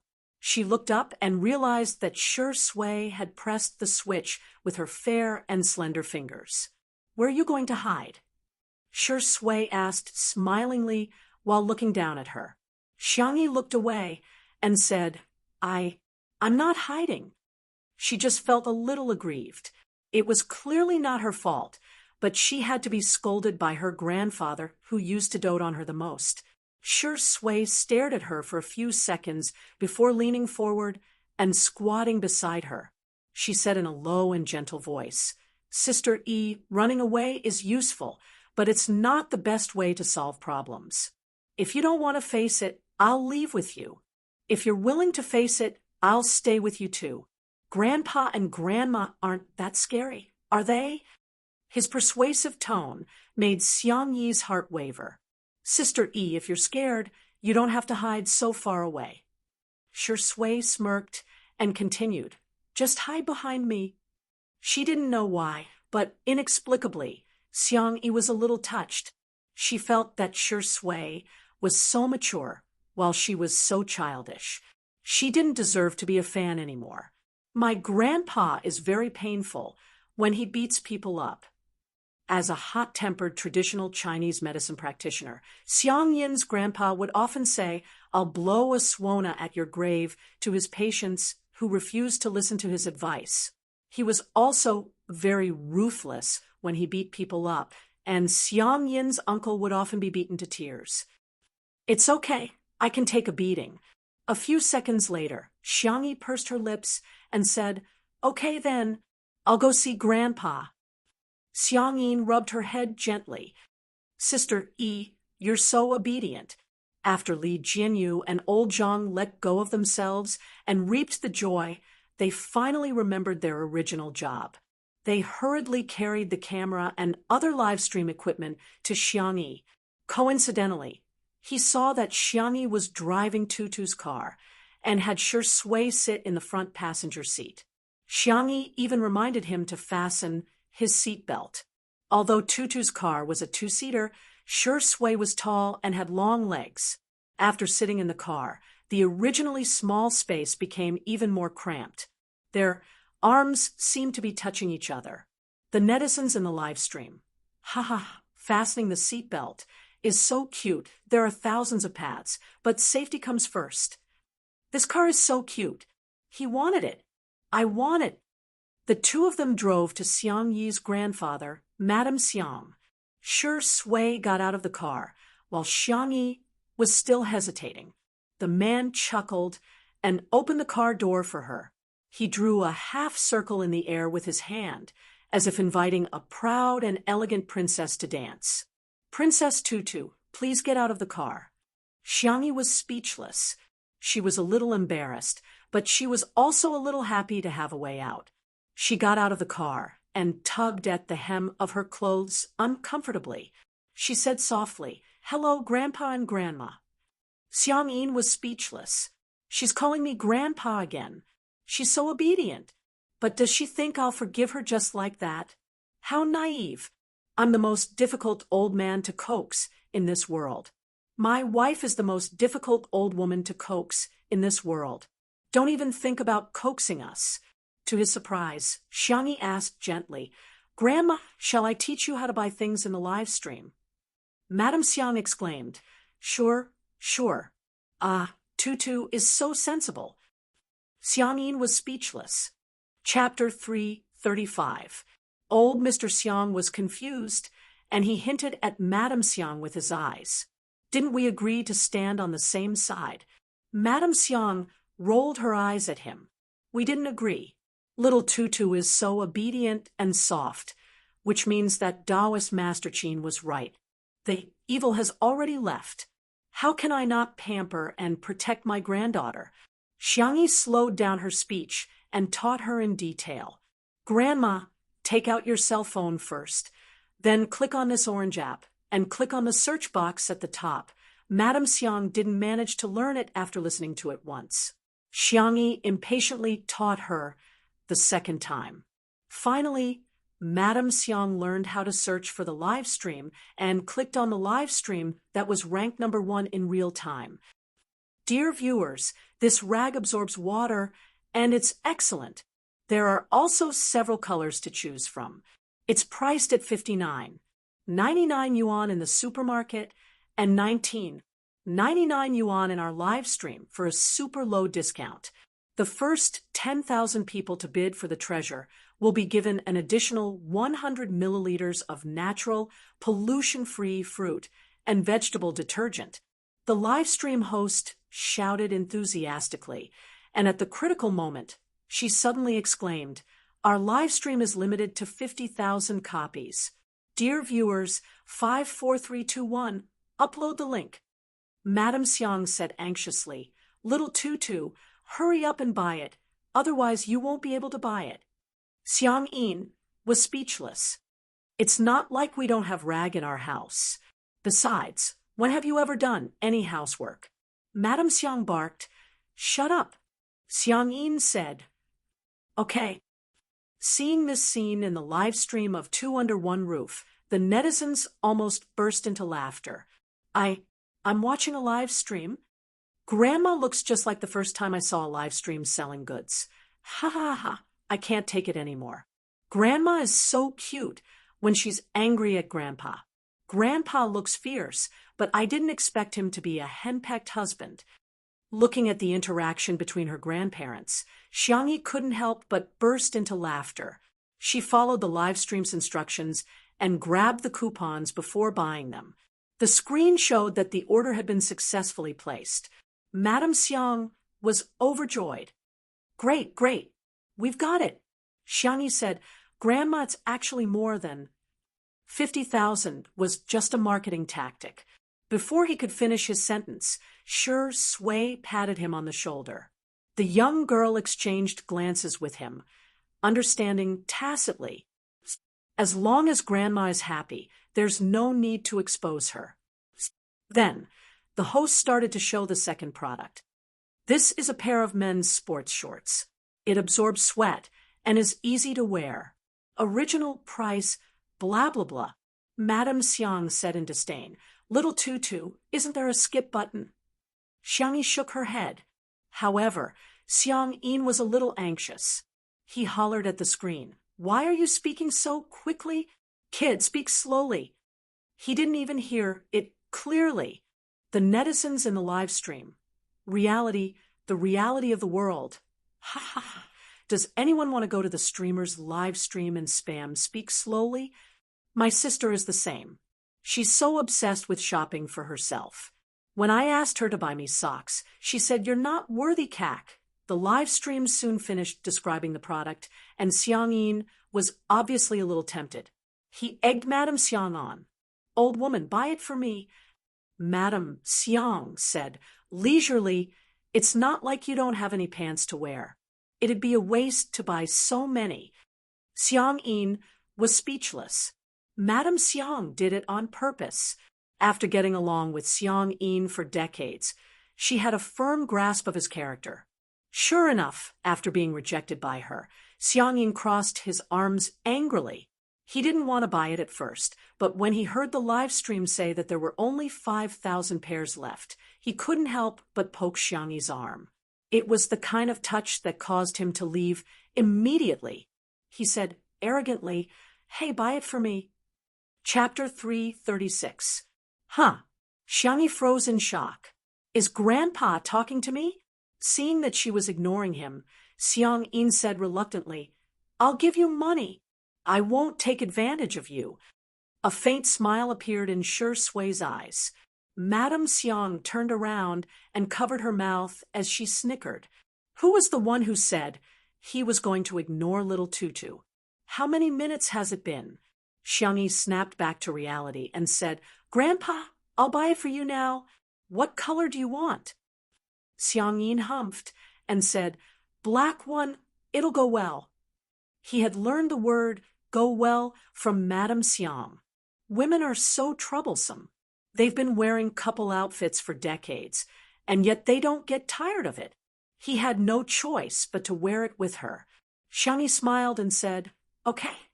There were some haters in the live stream. She bought it just like that. She didn't even ask for his size. She's so careless. I'm dying of laughter. What kind of rich and beautiful girl is she? She's trying to please Grandpa with a pair of pants that cost more than 100 yuan. Serves Grandpa right for not liking her. After all, boys are meant to carry on the family name while girls are meant to be outsiders sooner or later. In the next second, Xiang Yi said, "Grandpa, I remember that you wear XL. Can I buy XXL pants for this pair of pants? It'll be more comfortable if the sweatpants are looser." Xiang Yi muttered softly, "At least you still have some conscience."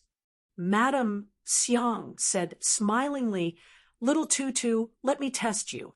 What size shoes do your grandpa and I wear?" Xiang Yi blurted out without hesitation, "Grandma wears 36 and Grandpa wears 43. Our little Tutu has such a good memory." Madame Xiang couldn't help but praise her. "You've been meticulous ever since you were young. You're much more considerate than your brothers. Your grandpa and grandma's little jacket, while the rest of them are at most military coats. As for your uncle, TSK, he can't even be considered a pair of underpants." Puffed. Sure enough, Xiang Yi's uncle was being despised every day. In the live stream, this time, no one indulged the haters, and they immediately started retorting. "Xiang Yin, do you know that the Qing dynasty, do you still value boys over girls? You call this not attentive? Anyway, I don't even know how big my grandparents wear." Those who are against Sister E, ask yourselves, do you have the patience to accompany the elderly? Do you have the patience to teach them how to use the internet over and over again? Xiang Yi accompanied the two elders to watch the live stream and bought a lot of things.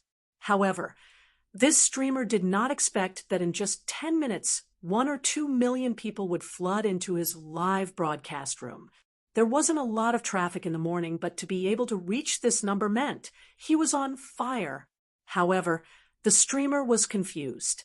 He did not understand how he became so popular. Moreover, there was a group of people in the live broadcast room who were spamming something like, "Speak slowly." What kind of joke was this? Is this a new type of internet slang? The clip of Xiang Yi teaching her grandparents how to watch the live broadcast was also edited and posted on a video website. Unexpectedly, it became popular. In just a few hours, the number of likes had exceeded 200,000, and the number of shares had reached tens of thousands. This video is so nice. You speak better than me." He posted it in the family group chat. "My mom and aunts have learned to watch live streams and shop online." My grandparents said that this girl is beautiful and kind-hearted, judging from the way she looks at me. I suspect that Sister E is their biological granddaughter. It was also from this day onwards that Xiangyi began to gain a large number of middle-aged and elderly mother fans, milk powder fans, and milk powder fans. Her popularity soared. When her grandparents were satisfied with the shopping, Xiangyi finally turned off the live stream on her cell phone. Madame Xiang said softly, "Old rabbit, look, little Tutu has returned to her original self." Xiang Yin said, awkwardly, "I haven't forgiven her yet. Does she think she can coax me with such a simple method? She only managed to coax 1% of me." Humph. Chapter 337. Xiang Yin stole a glance at Xiangyi, only to discover Shui handed him a bottle of water and even took the initiative to unscrew the cap. Xiang Yin squinted and fixed his gaze on her. She was quite pleasing to the eye just now, but now she's so annoying. However, Madame Xiang mistakenly thought that the two of them were in a relationship. Perhaps because of Li Jianyu and old Zhang, she was more and more satisfied with Shui. In the manor, Sangchen slept until 9 o'clock in the morning, which was a rare indulgence for him. According to his habit, he read the financial headlines while drinking black coffee, and then glanced at the stock charts. Immediately afterwards, Sangchen began to process his emails. Although he was on vacation, there were still some things that he had to take care of. Halfway through replying to the English email, his cell phone vibrated. He picked it up to take a look, only to see that it was a message from Guardian of the best Xiang Yi in the world. "Guardian, sorry to disturb you. I've sorted out the details of the case and sent them to you. Can I send the document to you directly on WeChat?" Sangchen expressed assent. Soon, Guardian sent the document over. Sangchen opened it and skimmed through it before carefully combing through it. The gist of it was that Guardian's good friend had graduated from college this year, and she majored in chemistry. When she applied for a job, she came in first in the written test and interview. However, in the end, she was not hired, and a man who ranked lower than her was hired instead. She called the HR department to inquire about it, but the reply she received was that the position was more suitable for men. Guardian's good friend was furious, but she had just graduated and didn't have the money to file a lawsuit. Guardian wanted to seek help from a public interest lawyer on Weibo, so she tried to post it. She didn't expect to receive a reply from Sangchen. She was already very grateful. After learning that Sangchen was Sister Yi's elder brother, she felt even more embarrassed because she felt that she had caused trouble for Sangchen and indirectly for Sister Yi. "Guardian, is this lawsuit easy to fight? If it's a waste of time, forget it. My friend is looking for a new job." Guardian, pitiful. JPG. In the beginning, she and her good friend were indeed furious, but as time passed, they had no choice but to accept it. After all, there was too much inequality in this society. They were just two ordinary freshmen. How could they fight against those cruel rules? "Chen, I'll arrange for someone to follow up." "Chen, do you have any more expression packs?" The Guardian on the other end of the screen was stunned for a moment.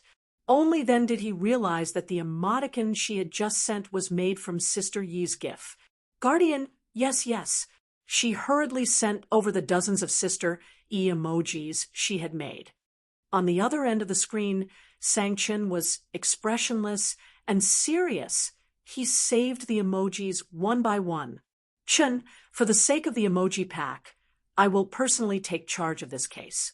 The trial is expected to start in 3 days. You and your friend should prepare for it." Guardian. Did she see wrongly? The top lawyer in the country, a big shot who only took on cases in the millions, was actually going to personally take on such a small case. Guardian was instantly terrified. This is not necessary. Moreover, Sangchen was not a public interest lawyer. His legal fees were very, very expensive. Even if Sang-Chin didn't want it, she and her friend should give him some. She reckoned that she and her friend would have to eat dirt for the next few months. She lowered her head and looked at her phone. Chin, in the future, if you have any tutu emojis, send them to me as soon as possible. Thank you. After turning off the screen, Sang-Chin returned to his cold, noble, and elegant appearance. Chapter 338. At the amusement park, when Li Jianyu heard that Madame Xiang wanted to take a photo, he volunteered to do it for her. Xiang Yin looked extremely displeased. What? Are you trying to snatch my job? Shi Sui said. Why don't we all take a photo? Grandma, you can use the photo of whoever you like. Madame Xiang nodded gracefully and said, Thank you for the trouble then. Hence, the netizens in the live stream witnessed Madame Xiang striking a pose that was commonly used throughout the country, a shawl. Director Li is so hardworking. He's even lying on the ground to take a photo. Ha ha ha, damn. I suspect that Madame Xiang is spying on our family life. It's so realistic. My mother and aunt always take this pose when they go to scenic spots. After changing a few poses, Madame Xiang came over to take a look at the photos. Li Jianyu was also very good at it. After getting Madame Xiang's permission, he got old Zhang to do a close-up of everyone's cell phones. First, it was Xiang Yi's. Her photos were quite decent, which was not bad.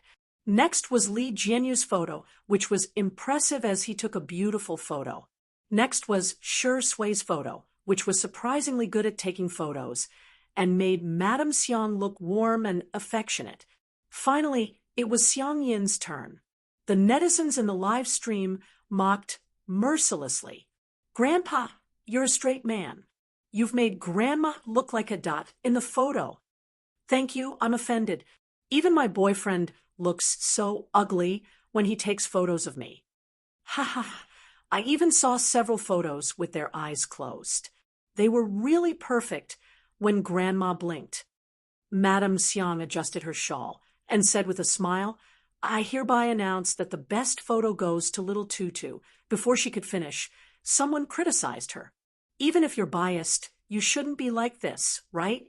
Anyone can tell that Director Li and Shi Sui have done a good job. I'm speechless. The next second, Madame Xiang said leisurely, Little Tutu, Shi Sui, and Little Li are tied for first place.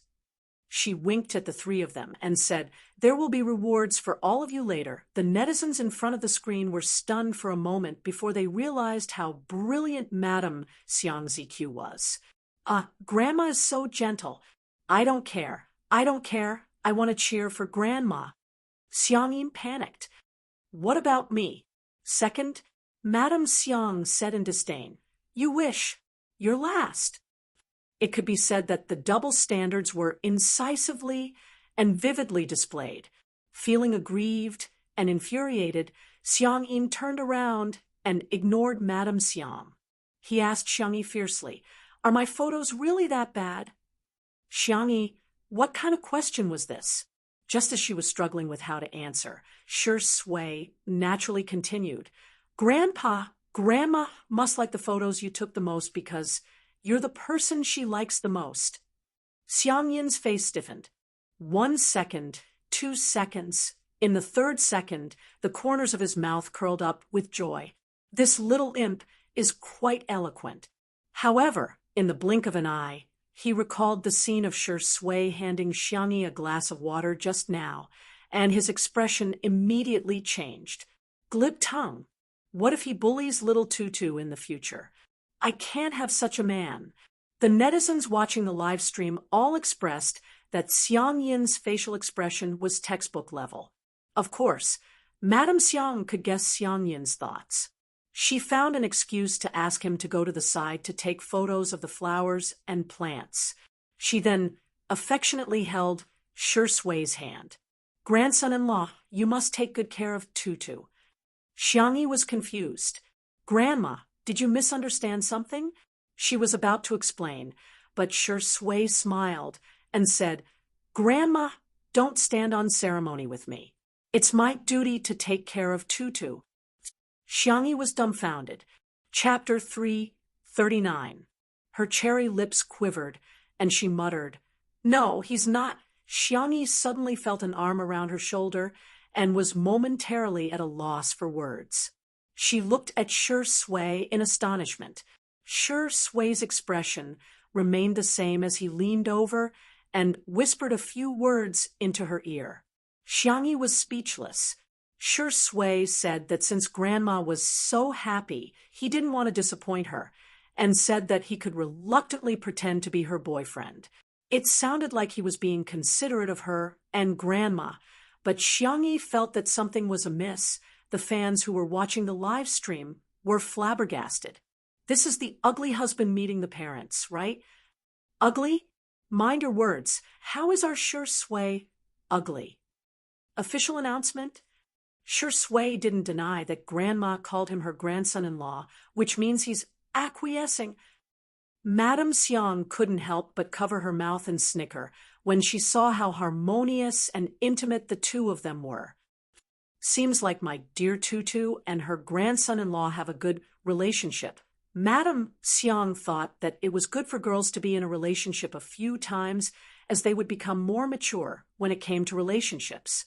Xiang Yin, who was standing nearby, saw it. His eyes were about to pop out of their sockets, and he hollered, "Rascal! Get your hands off me! Get them off me!" Xiangyi shuddered in shock. Shi Sui's hand on her shoulder was still very stable. Xiang Yin stopped taking pictures of the flowers and plants, and instead rushed over aggressively, hitting Shi Sui with his walking stick. Shi Sui didn't dodge, and instead took the hit. Xiang Yin was so strong that Xiangyi could hear the muffled sound of the walking stick hitting her flesh. "Grandpa! Old man!" Xiang Yin ignored the two of them and barked at Shi Sui. "You're not allowed to touch our Tutu. Our Tutu is such an adorable girl. You're not worthy of her at all. Don't try to get up to any tricks. As long as I'm around, don't even think about abducting Tutu." He took a deep breath and added fiercely, "No man can do it." When the netizens in the live stream saw this scene, some were worried, while others were gloating. "Wow, Grandpa is so fierce, it must have hurt a lot. Glass shards again. Grandpa, don't torture them QAQ. Why is this old man so cocky? How dare you look down on our Shi Sui? Please, your granddaughter is the one who doesn't deserve it. That's great. That's great. Please break them up. I've long disliked the vase fairy. Why does she get all the good things? She should just die alone as an old nun." Even Li Jinyu thought that Shi Sui was going to fail this time. As a director, especially a variety show director, he was very good at reading people's eyes. Artistes who used a love script to act, and those who truly liked someone were completely different. He had long seen through Shi Sui's feelings for Sister E. Shi Sui has been too careless this time. She had improved Madame Xiang's impression of her, but caused Xiang Yi's grandfather to detest her greatly.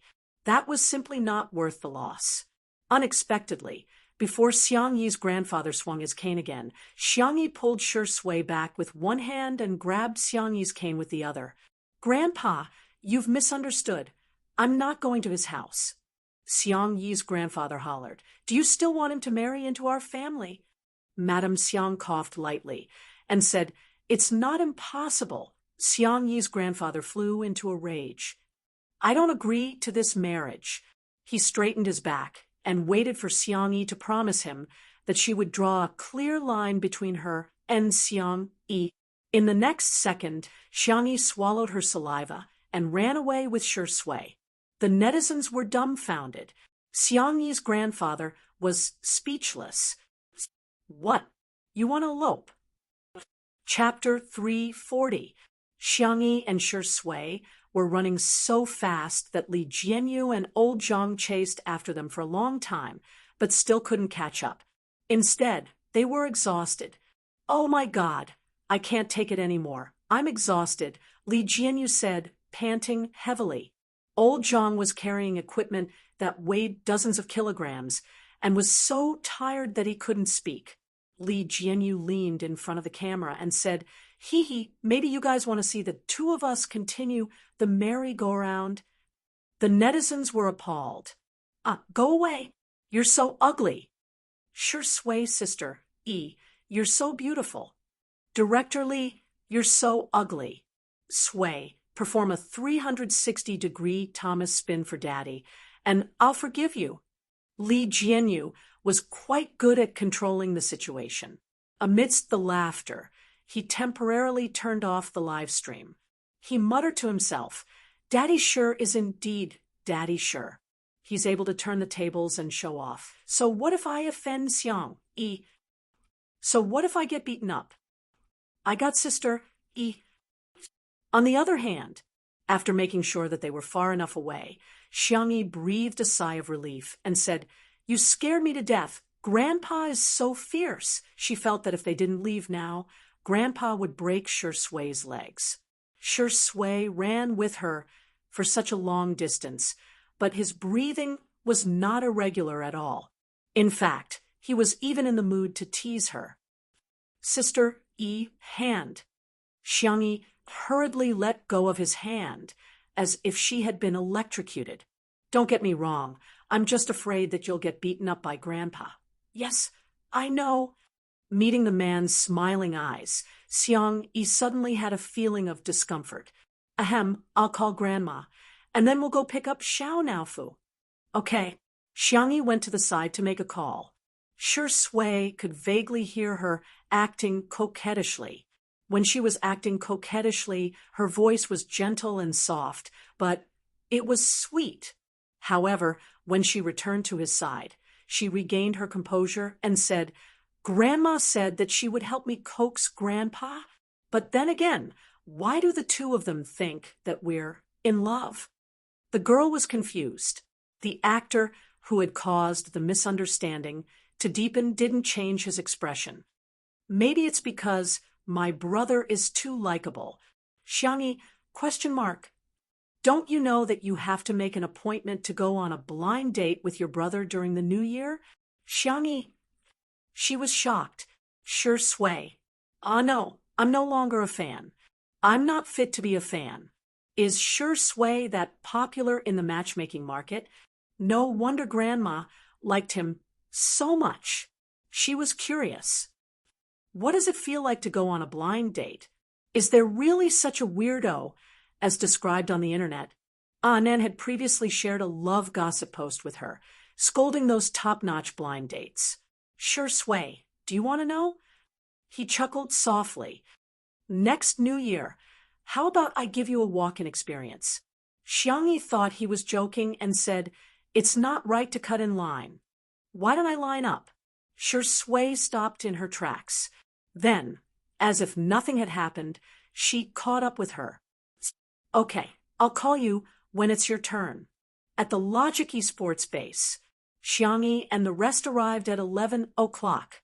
Apart from Xiao Naofu, who was still alive and kicking, no one else had woken up at this moment. In the living room, Xiangyi stared at the huge cat tree, the luxurious cat villa, and the rich cat playground, and fell into deep thought. Did I treat Xiao Naofu too badly? Brother and the rest are too nice to Xiao Naofu. She somehow felt like a poor child who had gone to a rich relative's house to be pampered. Hearing the footsteps, Xiao Naofu turned around and wagged its tail excitedly before scurrying towards Xiangyi. "Oh, stupid woman. I want a hug. I want a kiss." All of a sudden, a pair of large hands grabbed the back of Xiao Naofu's neck and raised it in front of him, smiling lazily. "Xiao Naofu, long time no see. Do you want a kiss with your brother?" "Get lost, damn it." Chapter 341. Sure Sway's peach blossom eyes curved slightly as a playful smile flashed across his face. He leaned down and pretended to kiss Xiao Naofu. His pale thin lips were getting closer and closer to Xiao Naofu. Meow, meow, meow.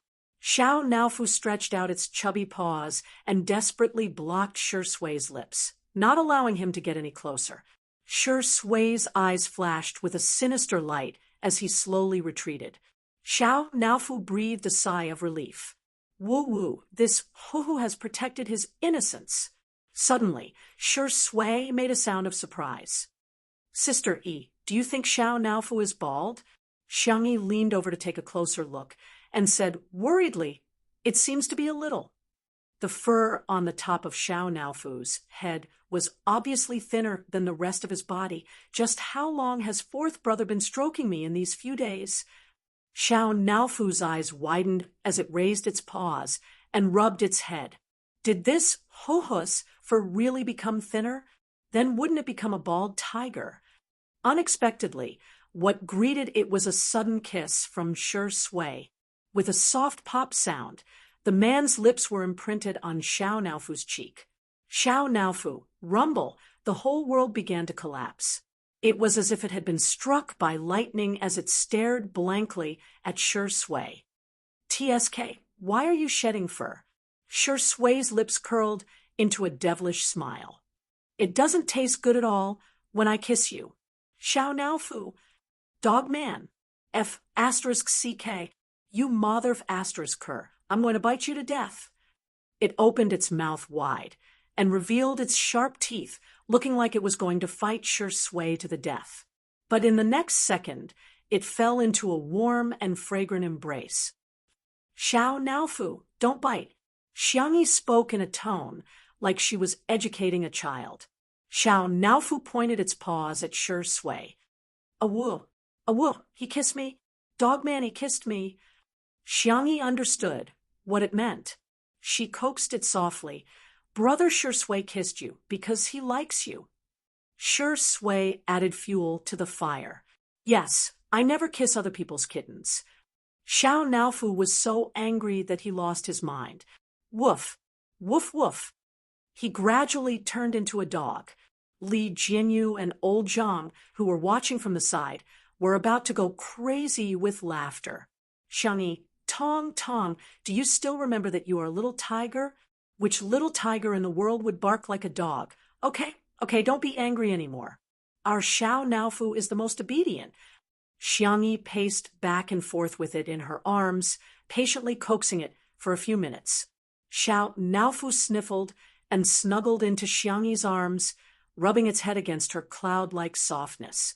Not far away, Shi Sui's dark eyes suddenly narrowed. After Xiao Naofu whined, and whined for a long time, fourth brother Xiang Yu woke up. He washed up as fast as he could, and didn't even have time to comb his hair. The first thing he did was to go downstairs to feed Xiao Naofu cat food. Seeing Xiang Yu's figure, Li Jinyu motioned for old Zhang to start the live stream. The first scene of the live stream was the esports god's sleepy appearance with his hair standing on end.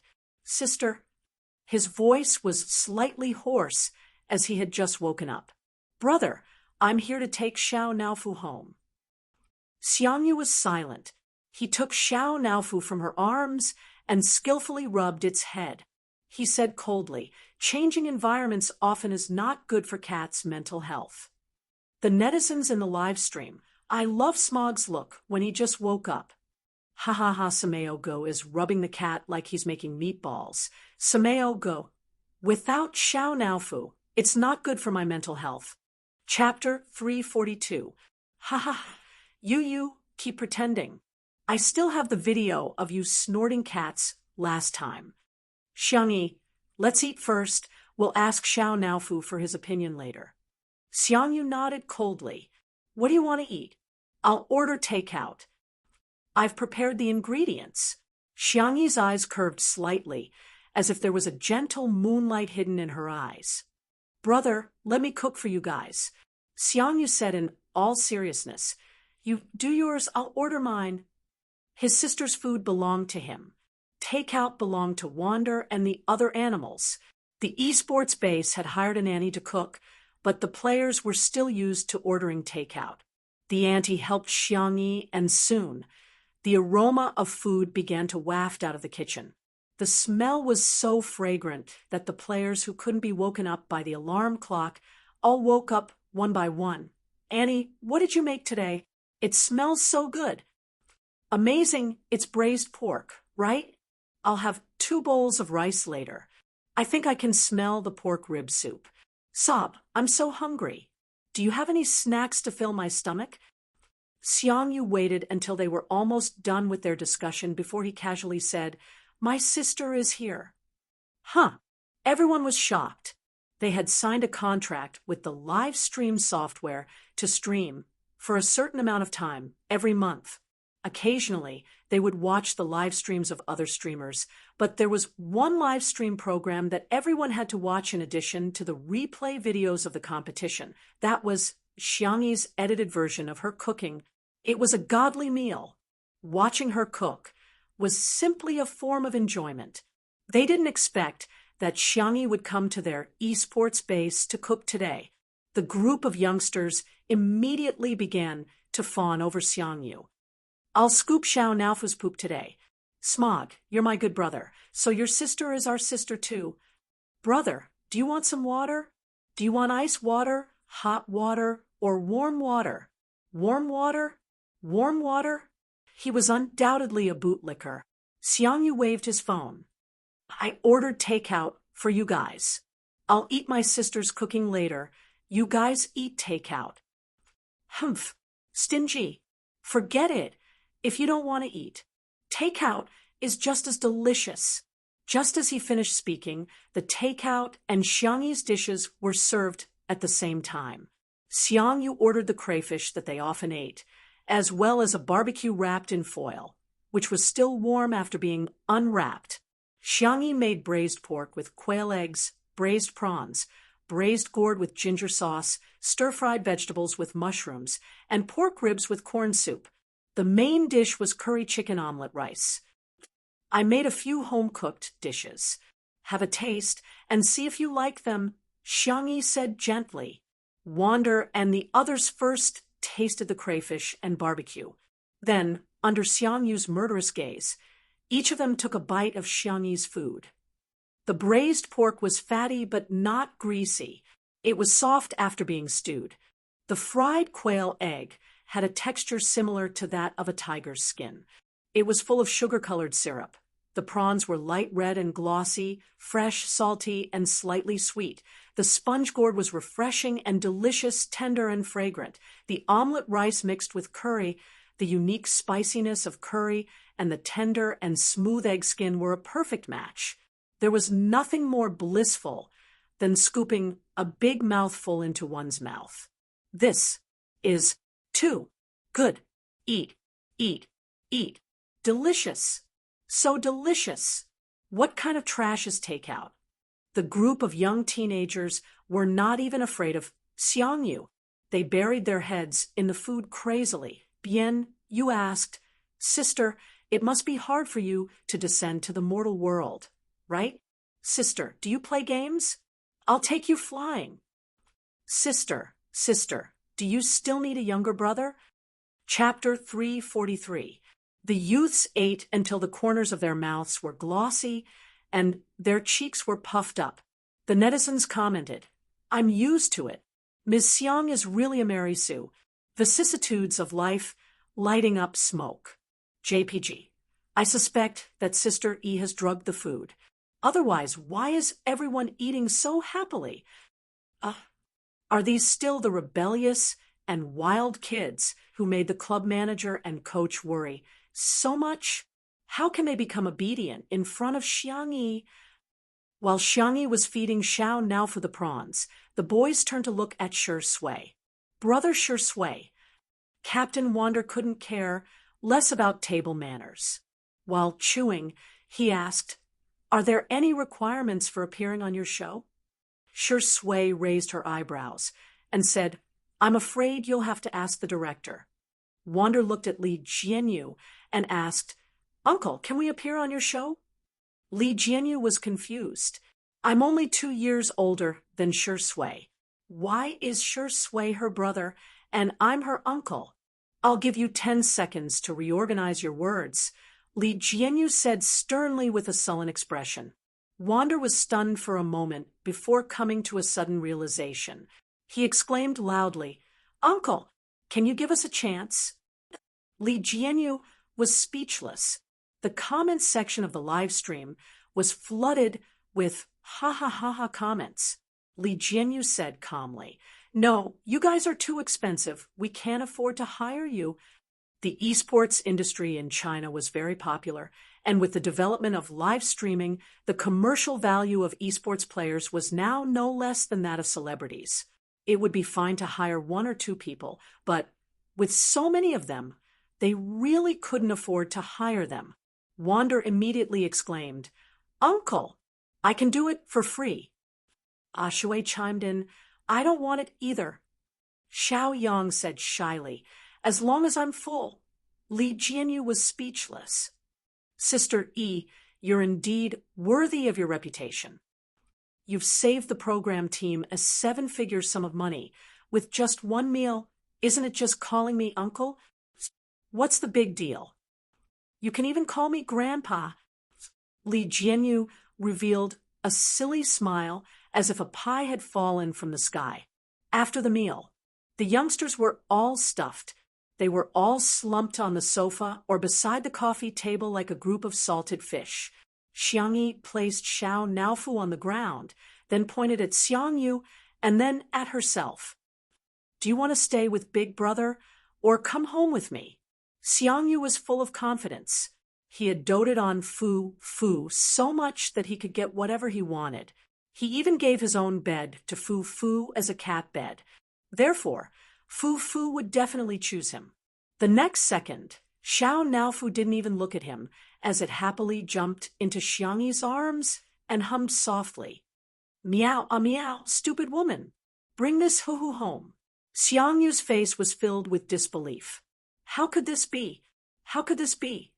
Was the love that Fu Fu had for him all these years all fake? Coincidentally, the camera gave him a close-up, and the netizens in the live stream couldn't stop laughing. So love will disappear, right? DBQ Sameo-gu is really pitiful, but I really want to laugh. Poor Sameo-gu, he's finally going to find out that Xiao Naofu is a green TB asterisk TCH. Xiangyi carried Xiao Naofu in her arms and got ready to leave. "Wait." Xiangyu suddenly called out to her, his eyes falling on her arms. "Fu Fu, is there something that I haven't done well enough?" Xiao Naofu blinked its clear, ice-blue cat eyes and meowed. "Meow, meow. Goodbye, Big Brother. I'll miss you." Xiangyu gazed at it deeply and said in a low voice, "Fu Fu, I'll come and see you." Xiao Naofu turned its head and nestled in Xiangyi's arms with a mischievous smile. "Miss you?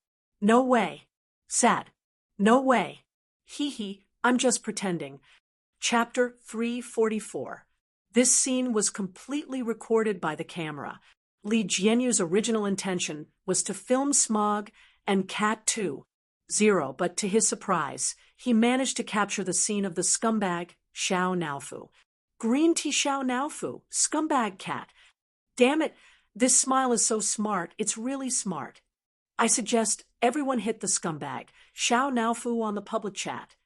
Everyone thought that apart from Sure Sui, Xiao Naofu was invincible. However, when Xiangyi and the others returned to the manor, they discovered that there was an adorable little Shiba Inu at home. Its back was light yellow, and its belly was cream-colored. Its eyes were watery, and it was lying on the ground obediently. Sang-chun said coldly, "This is a dog that Uncle's friend gave him. He wants you to take care of it for him for a few days. Its name is," he reluctantly said, "Little Shiji." The man, who was as cold as a snow-capped mountain, uttered these three words with an inexplicably cute accent. Xiangyi asked, "Little lion? Its fur color does resemble a lion."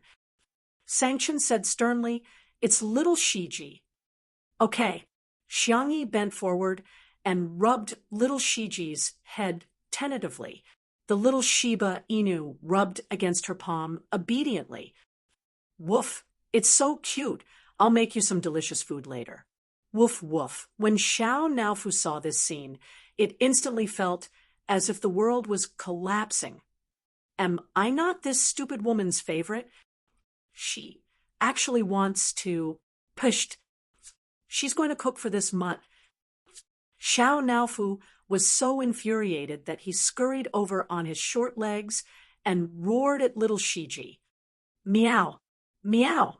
Little Shiji, Omega, it stared at Xiao Naofu for a few seconds and took the initiative to lick Xiao Naofu's fur to show its friendliness. Xiao Naofu thought, damn it, my body is so dirty. It waved its paws angrily and slapped little Shiji's face. Little Shiji did not retaliate after being hit, and simply took a few steps back, feeling a little aggrieved. Xiao Naofu refused to give up and wanted to hit it again. Its body was suddenly suspended in the air. Xiangyi had picked it up. The little cat felt so wronged that it wanted to die. Meow, meow, meow. Let this dog go.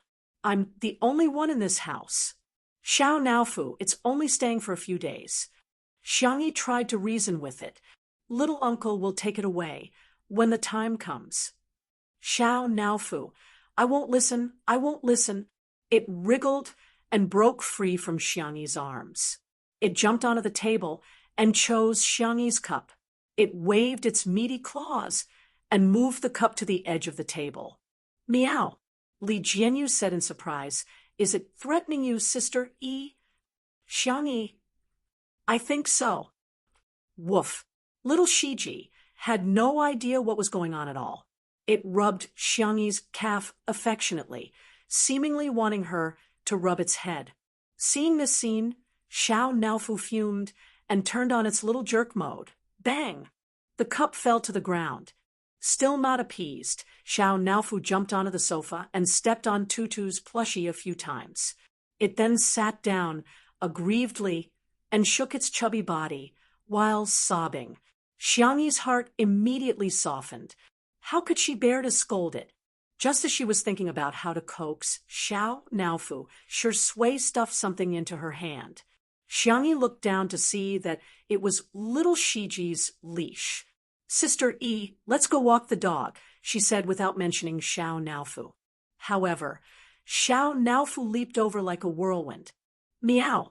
Its tone became more and more childish and pitiful. Meow, meow. Stupid woman, you're not allowed to walk this dog. At most, I'll let you walk it, okay? Chapter 345. 5 minutes later, Shui held on to little Shiji's leash while Xiangyi carried Xiao Naofu in her arms. The two of them took a stroll in the shade of the garden. Xiao Naofu rested its meaty paws on Xiangyi's shoulder and gave little Shiji a smug look. Little Shiji barked foolishly. Woof! Xiao Naofu humphed. It then glanced at Shui smugly. A dog-like man walking a dog. What a perfect match. Shui raised her eyebrows with a look that seemed to be saying, I advise you not to be so arrogant. Xiao Naofu was speechless. I'm scared. It hugged Xiangyi tightly and said in a childish voice. Meow, Xiangyi said helplessly. Xiao Naofu, how many meals do you eat a day at Fourth Brother's place? It had only been a few days, and it had obviously gained weight. Xiao Naofu felt extremely guilty. Well, I just have 3 meals a day plus canned food, dried meat, dried fish, nutrition cream, hair removal cream, and some snacks. Shui said, actually I have a way to make Xiao Naofu and little Shiji live in harmony. Xiangyi's eyes lit up. Huh. Shui pushed her glasses up her nose and said with a smile, why don't we send Xiao Naofu away? Xiao Naofu was speechless. Listen, is that even human? Shui winked at Xiangyi. The girl understood and cooperated with him tacitly. I think we should give it to second brother. He'll definitely design a scientific and nutritious meal plan. It'll be just nice for Xiao Naofu to lose weight. Second brother, isn't that the devil Xiang Li? If I go, won't I be taken to be sterilized? Xiao Naofu panicked. Meow, I don't want to go to second brother's place. Shui said nonchalantly, little Shiji is so obedient and eats so little. It can even guard the house. Xiao Naofu's ears twitched, and it meowed anxiously. Meow, meow, meow. This hoo-hoo can also be obedient. I can also be obedient. I can also eat less. As for guarding the house, it also can.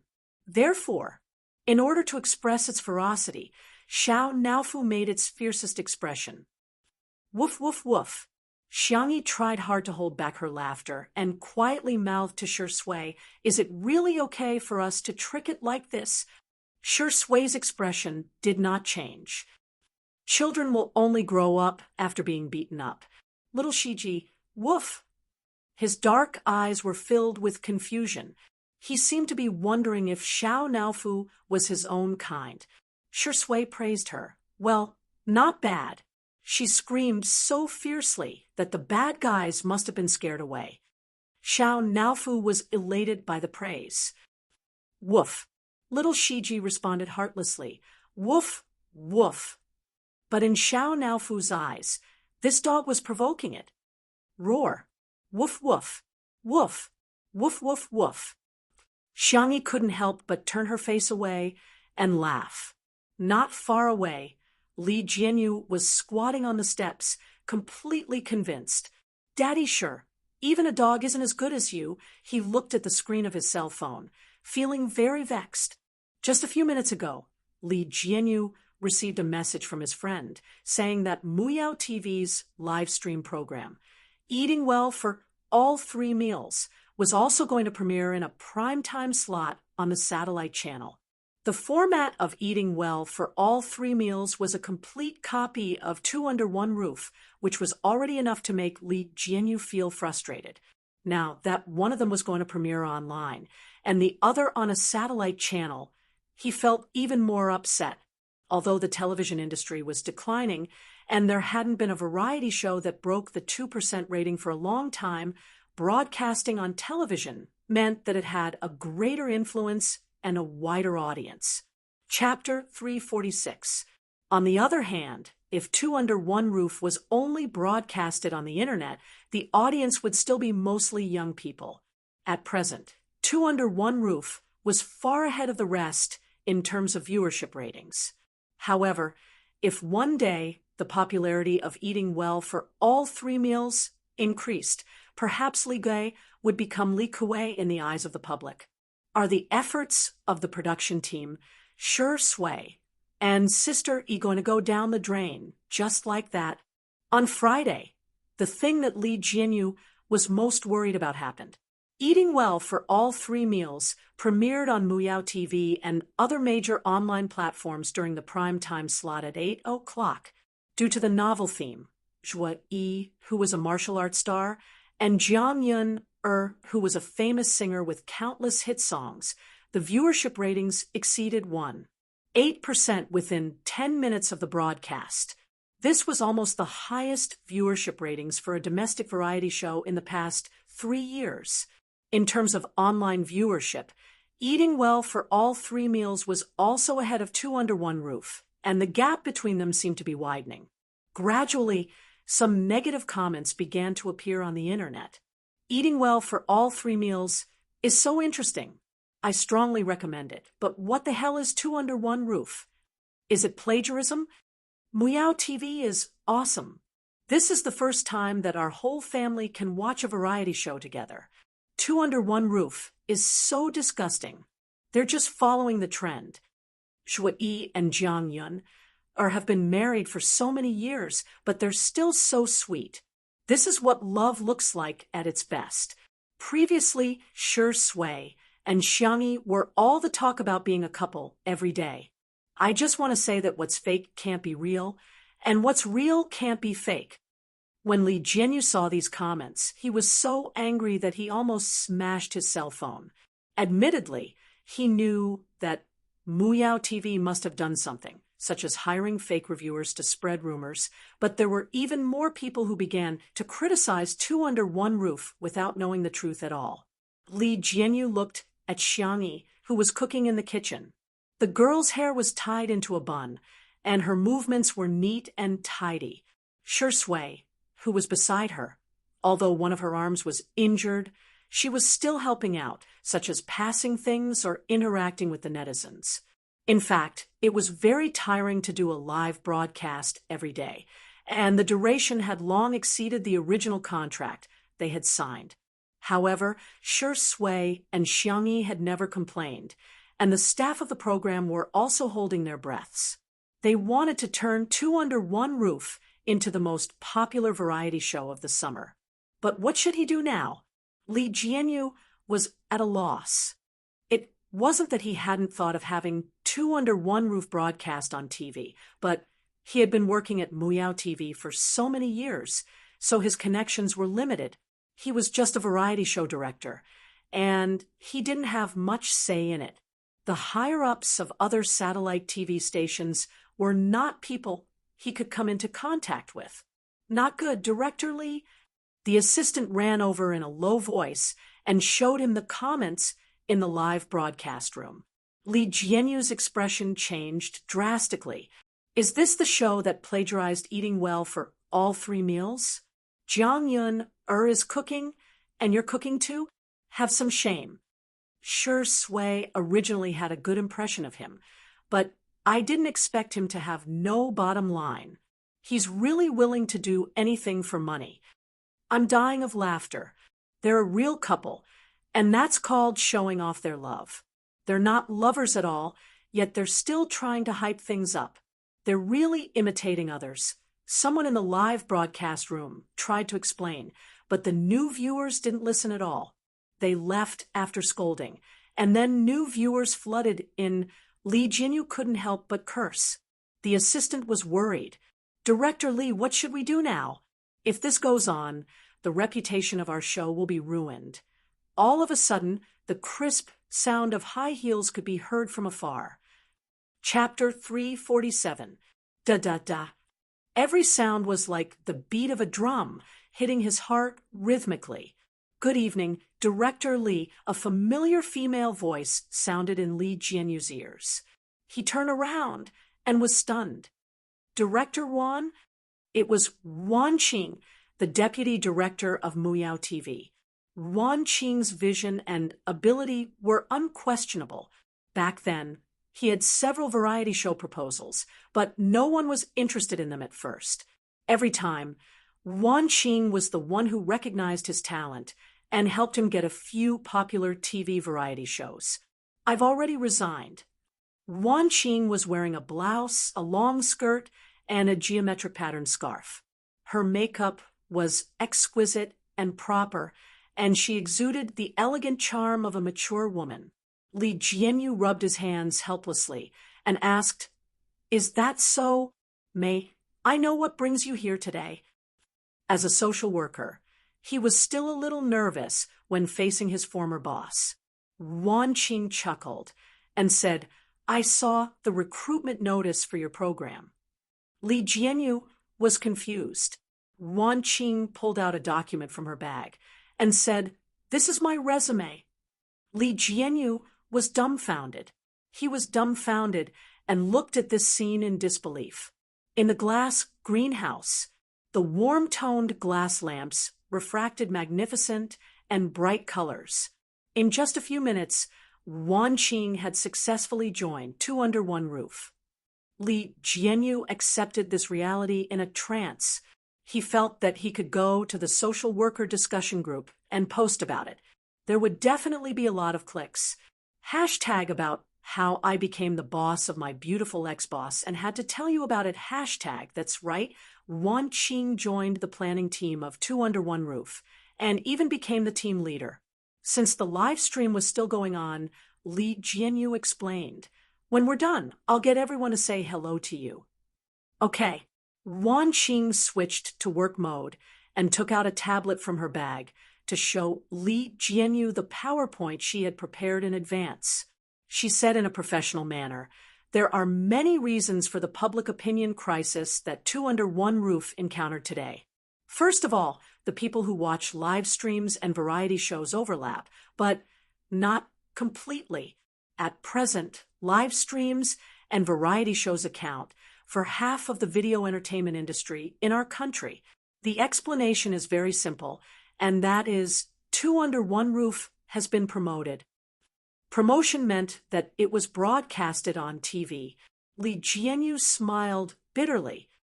I've thought of that too, but it's not something that can be done just because you want to. Wan Qing took a sip of her coffee. Director Li, may I ask if our production team has a complete promotion and salary increase plan? Li Jianyu thought she was joking.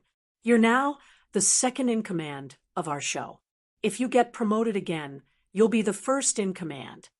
Wan Qing, I think it's fine. Li Jianyu was confused. What about me? I'll be the first in command, and you'll be the second in command. Li Jianyu, Xiao Wan, you're too funny, ha ha ha. As he laughed, he felt that something was amiss, and said weakly, You can't be serious, right?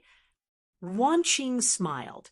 With the broadcast of the television version of Eating Well for all 3 meals, there were more and more comments mocking 2 under 1 roof on the internet.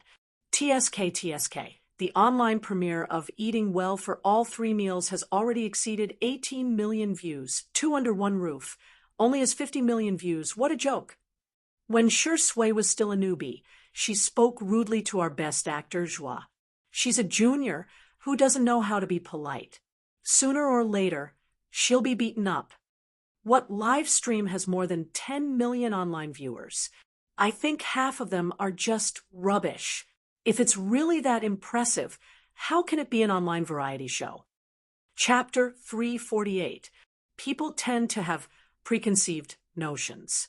Now that everyone saw Eating Well for all 3 meals on TV, they naturally thought that Eating Well for all 3 meals was the real thing, and 2 under 1 roof was a fake. As for which variety show aired first, and whose idea came first, they didn't even bother to check at all and simply began to criticize. Zhuo Yi's fans, in particular, had been clinging onto Shi Sui. When Shi Sui first debuted, she had collaborated with Zhuo Yi in a movie, and it was revealed that a newcomer had spoken rudely to a senior and was suspected of being arrogant. Later, Zhuo Yi won double Best Actor awards and kept mocking Shi Sui about it. However, later on, Shi Sui won triple Best Actor awards and was the youngest person in the entertainment industry to win the Grand Slam Best Actor awards. Hence, Zhuo Yi's fans didn't dare to criticize her. Until today, this old grudge was brought up again. At 9 o'clock, the live stream ended. Li Jianyu gathered the staff in the yard and introduced Wan Qing to everyone. This is Sister Wan, my boss. Everyone was dumbfounded. Huh, Director Li's boss, Li Jianyu said bitterly. In short, Sister Wan is now in charge of the planning and public relations of our program. You just have to remember that she's the boss of our program. He felt that this title would also go viral on the social media forum. #Hello everyone. I'm the boss. I found myself a boss hashtag, although everyone was dumbfounded. They still greeted Wan Qing in a friendly and obsequious manner. Hello, Sister Wan. Sister Wan, when can we get a raise? Sister Wan, I want to report Director Li and Old Zhang for secretly eating chicken. Most of the people in the program were young people. Although life was a little tough, everyone had something to aspire to, and the atmosphere was particularly good. Wan Qing naturally had no problem dealing with such a situation. However, she was used to the scheming in Muyao TV, but in the face of such simple and pure enthusiasm, she was at a loss for what to do. Do you want to have supper? At the door of the villa, Xiangyi poked her head out and asked, I cooked some preserved egg and lean meat porridge. Everyone was eager to eat and looked at Wan Qing eagerly. Wan Qing didn't put on airs and said with a smile, Go ahead. Everyone cheered in unison and swarmed into the kitchen. After a while, Xiangyi came out with porridge and side dishes. Shi Sui was with her. Shi Sui had dealt with Wan Qing before, so she took the initiative to greet her. Sister Wan. Wan Qing nodded in acknowledgement, and her gaze shifted to Xiangyi. The girl's temperament was calm, and her dimples were shallow when she smiled. Hello, Sister Wan. Hello, Miss Xiang. Xiangyi asked, Do you want to try supper? Wan Qing, then I'm in for a treat. They sat down in the pavilion. Wan Qing tasted the porridge and suddenly paused. She seemed to have understood something.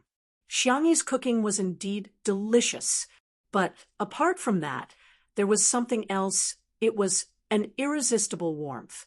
Perhaps coming here was the right choice. 10 minutes later, the haters were flaming two under one roof the most.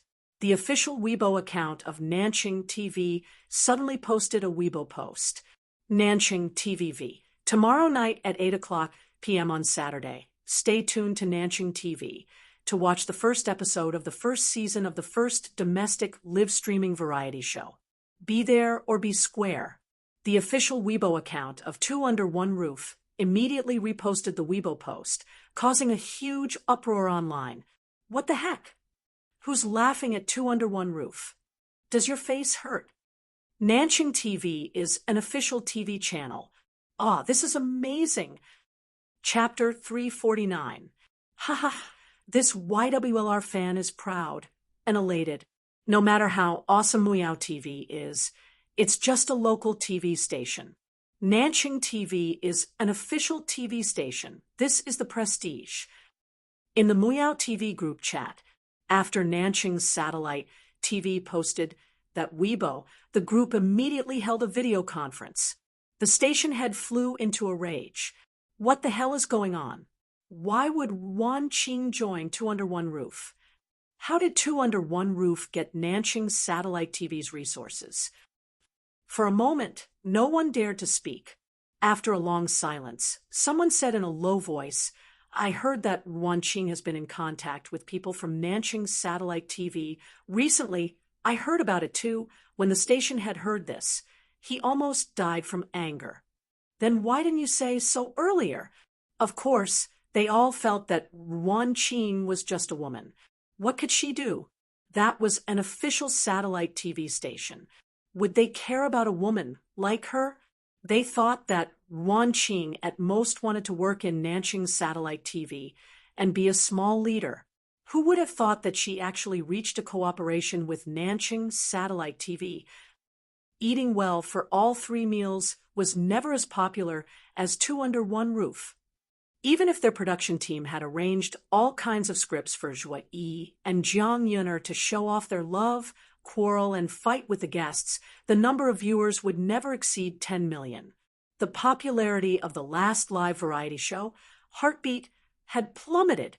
It was only supported by the die-hard fans of the guests. The sponsors were all eager to get back their previous investments, let alone increase their investment. Now, it was all thanks to Muyao TV. Now that they had finally come up with a plan to snipe Two Under One Roof, they had to take advantage of the premiere of Two Under One Roof on the internet. They had to do a TV and online premiere, then fight a war of public opinion and try to steal the popularity of Two Under One Roof. As a result, Two Under One Roof was about to be broadcast on TV as well. Nanqing's satellite TV, one level higher than Muyao's satellite TV.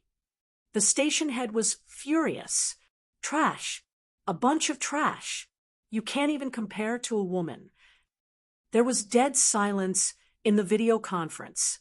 No one dared to say that the station head was the one who forced that woman to leave. Muyao TV suffered the consequences of their own actions, and Zhuo Yi's fans were also rebuked by the Shui sisters. Youngest Grand Slam Best Actor Sui Suezi Heartsuit Viewership Record Holder Television Emperor Sui Suezi Heartsuit Light of Acting Sui Suezi Heartsuit First Class Business Sui Suezi Heartsuit Acting Like a Big Shot.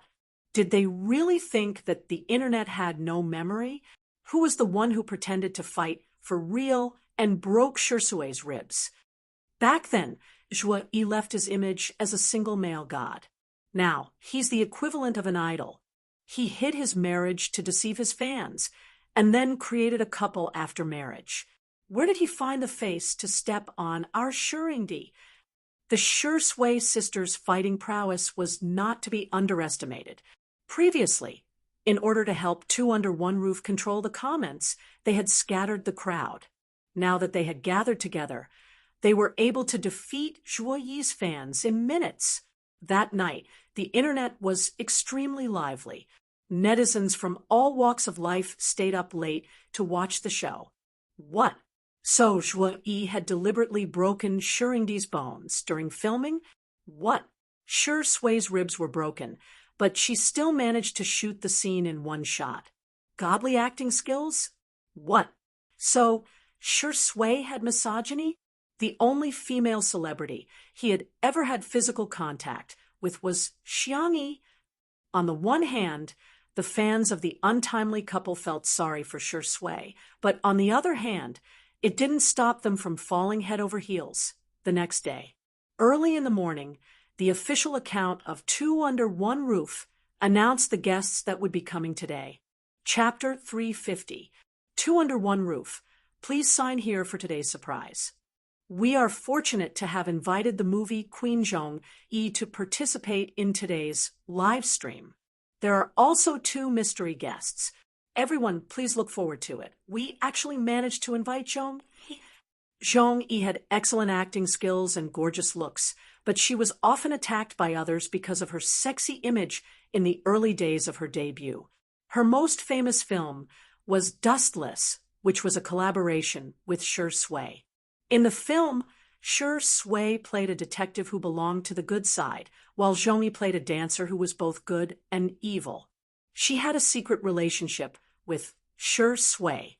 The director formed many artistic metaphors through their relationship, and the two of them also displayed superb acting skills, which were regarded as classics in the film industry.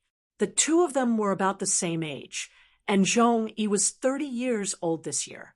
When the film was released, many people were shocked by their acting skills in the film and mistakenly thought that they were a real couple. Hence, the two of them were rather popular in the industry. The reason was that Sure Sui had never interacted with any actresses before. Some of Zhong Yi's fans immediately expressed, "Her Highness has arrived." Zhong Yi and Zhong Yi CP are worth investing in. When Sure Sui was interviewed, he said that he liked Zhong Yi's type very much. Ha ha ha, there's going to be a good show to watch. Zhong Yi is the beautiful type. Vase Fairy is going to be crushed by a beauty like Zhong Yi in seconds. Seeing how Zhong Yi's fans were being ridiculed, Xiang Yi's fans were displeased. Is our sister Yi someone you can bully as you please? Hence, Zhong Yi's fans were taught a lesson early in the morning. They were dumbfounded. Is this Xiang Yi that popular? Why does she have so many fans? The live stream began at 9 o'clock in the morning. The loyal fans of Two Under One Roof immediately swarmed into the live stream. The camera panned to a distant view of the mountains in the distance, where the colorful windmills of Little Rabbit Farm were rotating in the wind. The vegetable fields were fertile, the garden was lush, and there were flocks of chickens and ducks. In the yard, Xiao Naofu and little Shiji were fighting. To be more precise, Xiao Naofu was bullying little Shiji. She refused to drink her goat milk and insisted on snatching the milk from little Shiji's bowl. The little Shiba Inu's black eyes were wet. It didn't fight back, even after being hit a few times by Xiao Naofu's fleshy paws. It even gave the goat milk to Xiao Naofu. The netizens in the live stream. Hooligan acts. Sterilization warning. Wow, this Shiba Inu is so cute. What a cute little puppy. Have I been drinking too much sugar lately? I think little Shiji is spoiling Xiao Naofu a little. Ha ha ha, you don't have to. I saw the staff post yesterday. Although the two of them are of different species, they are of the same gender. Nothing good will happen if they get together. After the heartwarming scene was shot, the camera turned to the entrance of the manor. The black iron gate was covered in vines and roses. Zhong Yi, who was wearing a red V-neck dress, got out of the car with a strong aura. Her black, high heels made her fair, and straight legs look even longer. She was plump but not fat. She combed her wavy long hair, and as an actress, she accurately found the camera and smiled. Bullet comments in the live stream. "Aw, sister, kill me." Zhong Yi's smile is so enchanting that it makes all the beauties pale in comparison. Zhong Yi is such a queen. I finally get the charm of a 30-year-old sister. Vase Fairy really can't compare to her. In the next second, Zhong Yi turned around and got out of the car. She carried out a little bun who was wearing a princess dress and had her hair in a bun. She was also holding a rainbow lollipop tightly in her chubby little hand. Chapter 351. The netizens were dumbfounded. What the hell? Where did this child come from? Someone asked, could it be Zhong Yi's baby? As soon as the bullet screen was posted, Zhong Yi's fans immediately burst into laughter. Please don't spread rumors. You can eat whatever you want, but you can't say whatever you want. Smile. How did you know? Did you deliver her baby? If not, then shut up, okay? The production crew was also dumbfounded. However, Wan Qing was present and made a few gestures to Li Jianyu. Li Jianyu coughed and picked up the microphone to greet Zhong Yi from behind the camera. Zhong Yi, welcome to Two Under One Roof. I wish you a happy day. He didn't mention the child because he didn't want to make Zhong Yi feel awkward. Zhong Yi nodded. Hello, everyone. She looked at the little bun in her arms with a gentle gaze. This is my daughter, Jiang. The production crew was speechless. The netizens were speechless. The corners of Li Jianyu's mouth twitched. What kind of luck is this? Today's hot search is going to be dominated by their variety show again, the executives of Muyao TV, who were secretly watching the live broadcast of Two Under One Roof next door, almost vomited blood when they heard this. Another hot topic. Why did Two Under One Roof have to face it? They had spent hundreds of millions of yuan to invite Shuai Yi and Jiang Yun, and the guest remuneration for each episode ranged from millions to tens of millions. As far as they knew, Two Under One Roof didn't pay a high notice fee, mainly because they had always invited veteran actors and actresses. They only charged a friendship price, which was a few 100,000 yuan at most. When Xiang Yi's family came, none of them asked for money. Instead, her third brother, Hades, had to fork out a lot of money, not to mention the president of the Chinese Medicine Association, the brothers of C7, and the upcoming Logic team came for free, low-cost, high-return. That was enough to make people green, with envy. This variety show has its own hot topics. For example, when Xiang Yi played the Sanxian, the folk music bigwigs on Weibo, the Chinese Music Association, the cruelty exposed in the Mingxi boys' high school incident, and the subsequent reflection on education. Not to mention, when Xiang Yi's brothers exposed themselves, it brought about a lot of attention. But now, Zhong Yi had exposed that she had a daughter. The director of Muyao TV was so angry that his eyes turned red. If he had kept Li Jianyu in the beginning, wouldn't all the achievements and popularity brought about by Two Under One Roof be his glory?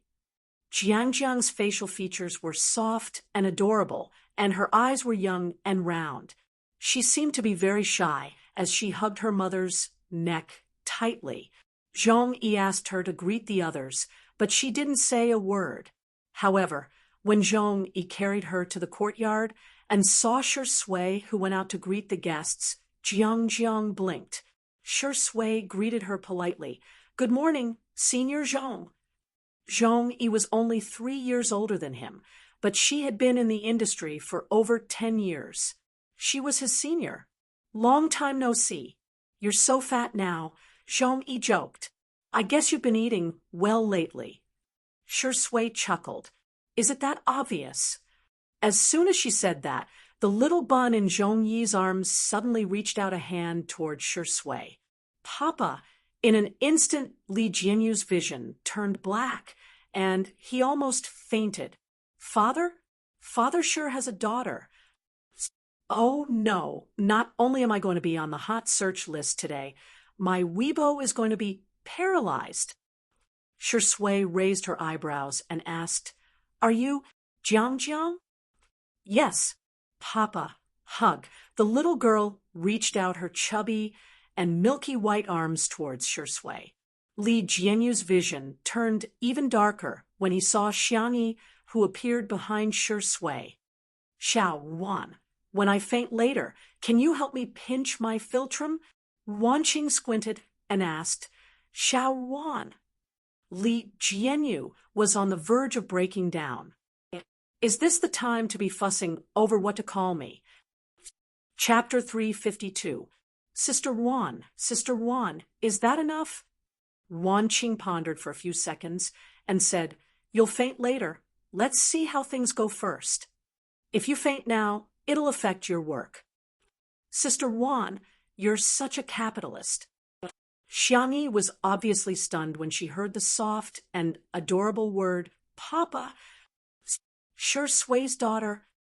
How is that possible? Even though her rationality told her that the probability was slim, she strangely felt a sense of suffocation in her heart.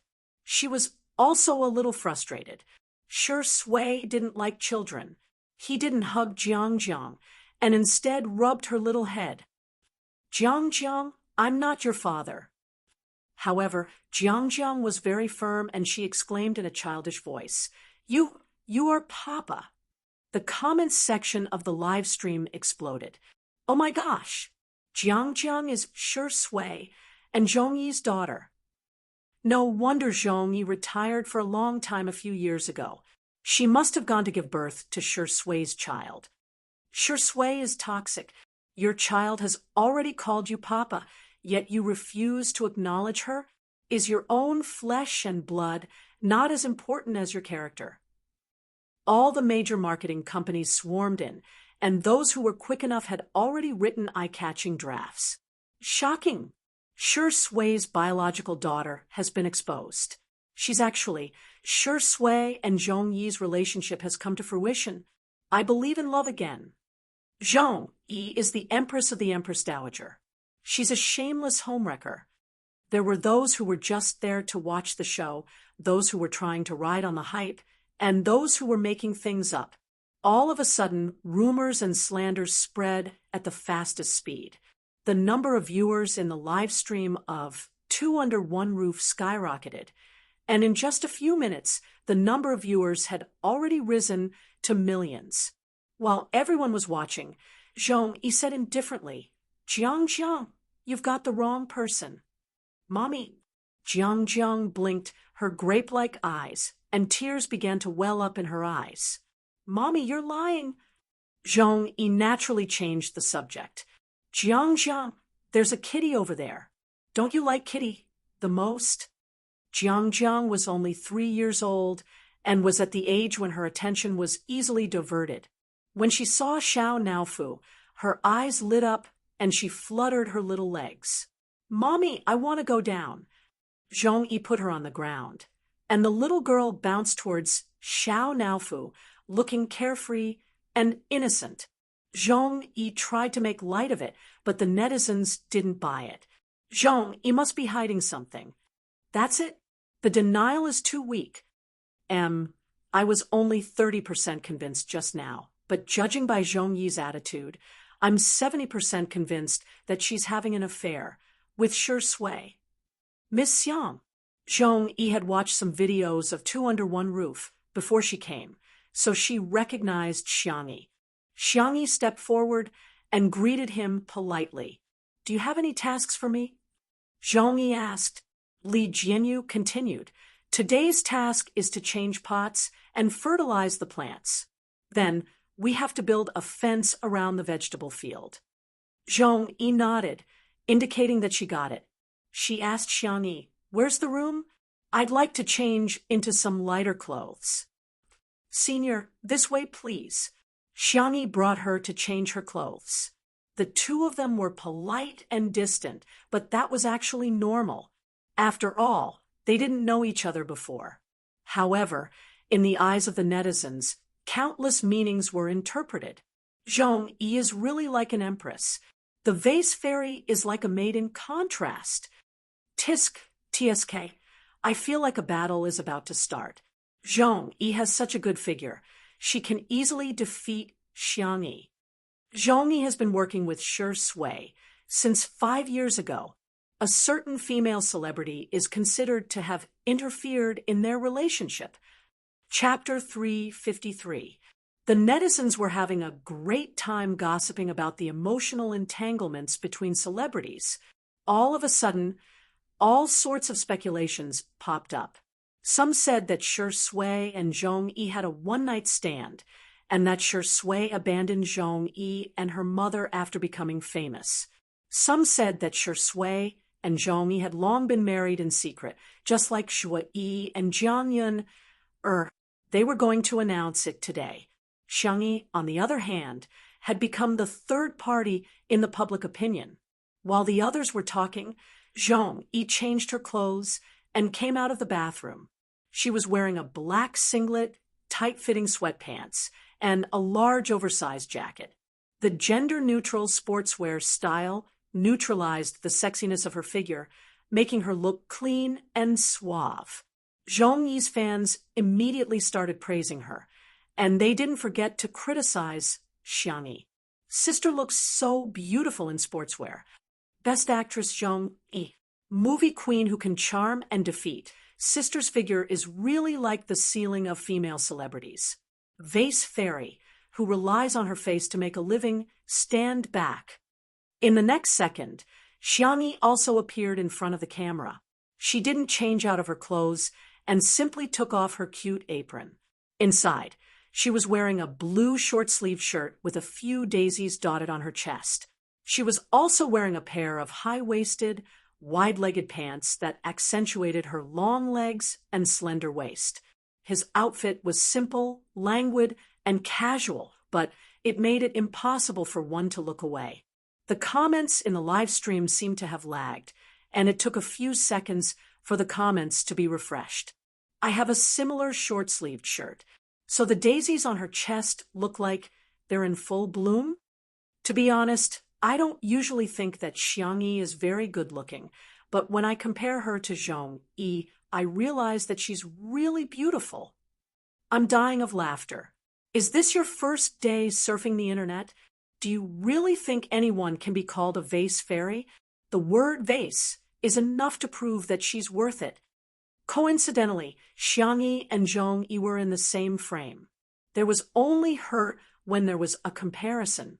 Zhong-yi's fans realized that Xiangyi seemed to be fairer, slimmer, and her breasts, F***CK. What the hell did you eat when you were growing up? Xiangyi demonstrated it once. She just took out the plants and soil from the flower pot and put them into a bigger flower pot. She then added nutritious soil and slow-release fertilizer. You can put some of these insecticides into the soil to prevent pests from appearing. For slow-release fertilizer, just sprinkle it around like this. Xiangyi explained the steps very patiently. Some netizens noticed that the pots of flowers she gave to Zhong-yi were all small and light, while the ones she gave to Zhong-yi were bigger. Someone praised, "Sister E is really gentle. Love, love." There were also people who scolded, "Isn't he just trying to perform in front of the camera? Prove that you're doing more work than Zhong-yi, scheming woman." When Xiangyi got up to pick up a pot of flowers from the flower rack, her short sleeves rolled up along with her movements, revealing her slender waist and skin that was glowing under the sunlight. Suddenly, the atmosphere in the comments section of the live stream changed. Sister Yi's back isn't a back, it's a Bulgarian rose. Sister Yi's waist isn't a waist, it's a deadly scimitar. Hurry up and block Xiangyi's view. Mommy won't allow others to see Xiangyi's waist. At this moment, Zhong-yi's fans in the live stream no longer had the cheek to diss Xiangyi with her beauty and figure. After all, the feeling of being slapped in the face was too uncomfortable. Chapter 354. Zhong-yi looked up and inadvertently saw this scene. Just as she was thinking about how to tactfully remind Xiangyi, a tall figure suddenly appeared behind Xiangyi and happened to block the camera. Xiangyi turned around with the flower pot in her arms and blinked in confusion when she saw Shui behind her. The girl's short-sleeved shirt returned to normal as she turned around. Shi Sui took the flower pot from her hand, and their fingertips accidentally brushed against each other. Shi Sui didn't show any discomfort, and asked casually, "How much pottery?" "Just a thin layer to cover the bottom of the pot." Shi Sui nodded slightly, and went to the side to put the pottery into the flower pot one by one. The two of them got along harmoniously and naturally. A strange look flashed across Zhong Yi's eyes. As someone who had acted with Shi Sui before, she knew how powerful Shi Sui's misogyny was. The two of them had once filmed dozens of scenes, but still failed. In the end, the director had no choice but to give up and replace the physical contact with a confrontation of the eyes. At that time, she was very curious about what to do if such a man really fell in love with her. However, she now realized that Shi Sui didn't seem to resist physical contact with Xiang Yi. "Mommy!" Jiang Jiang's call pulled Zhong Yi back from her wandering thoughts. She turned around and saw that Jiang Jiang was hugging Xiao Naofu with a bright smile on her face. Xiao Naofu was in despair. "Why are human cubs so annoying?" However, it didn't dare to struggle. It heard that human cubs were very fragile, and Xiao Naofu was afraid that it would hurt the cub with a casual swipe of its paw. Hence, it was bullied by Jiang Jiang to the point that it had nothing to live for. Jiang Jiang exclaimed, "Mommy, this kitty can bark like a dog." Xiao Naofu protested, "Meow, I'm not a cat. I don't bark like a dog." That's clearly the roar of a fierce tiger. "Kitty, can you bark?" Jiang Jiang's clear eyes were full of anticipation. Xiao Naofu coldly turned his face away and ignored her. Zhong Yi said helplessly, "Jiang Jiang, you can't bully Kitty." "Okay." Little Loli pouted and placed Xiao Naofu on the ground. Xiao Naofu, as if it had been granted amnesty, rushed towards Xiang Yi. But halfway through, he was grabbed by the back of his neck. "Sister Yi is busy." "Don't disturb Sister Yi," Shi Sui said with a smile. "Do you want me to play with you? How about a kiss?" Xiao Naofu was instantly enraged. "Woof, woof, woof. Dream on. Wishful thinking, dog man." Jiang Jiang's eyes widened, and she said in admiration, "Wow, Papa is so amazing. It can actually make a kitten bark like a dog." Zhong Yi seemed to have thought of something as she remained silent. This scene was seen by the netizens in the live stream. So loving. It's obvious that he's coaxing his daughter. The look in Zhong Yi's eyes is so sad. It must have been hard for her to raise a child all these years. Scumbag Shi Sui. If you have the ability, then make an official announcement. If you don't care, why are you teasing Jiang Jiang? She had gotten her father's love and lost it. Are you still human? The netizens were filled with righteous indignation, and they immediately imagined Shi Sui as a scumbag father.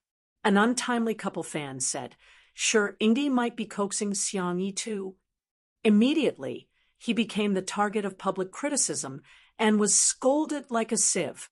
In their eyes, Shi Sui, Zhong Yi, and Jiang Jiang were a family of three. Xiang Yi was superfluous. It was right to scold the mistress. On the contrary, there was a moral problem. There was a mistake in their thinking. They were openly supporting the mistress.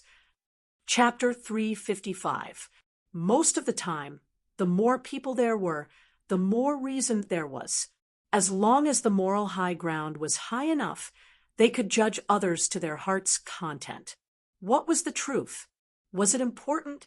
People always believed in what they thought was the truth.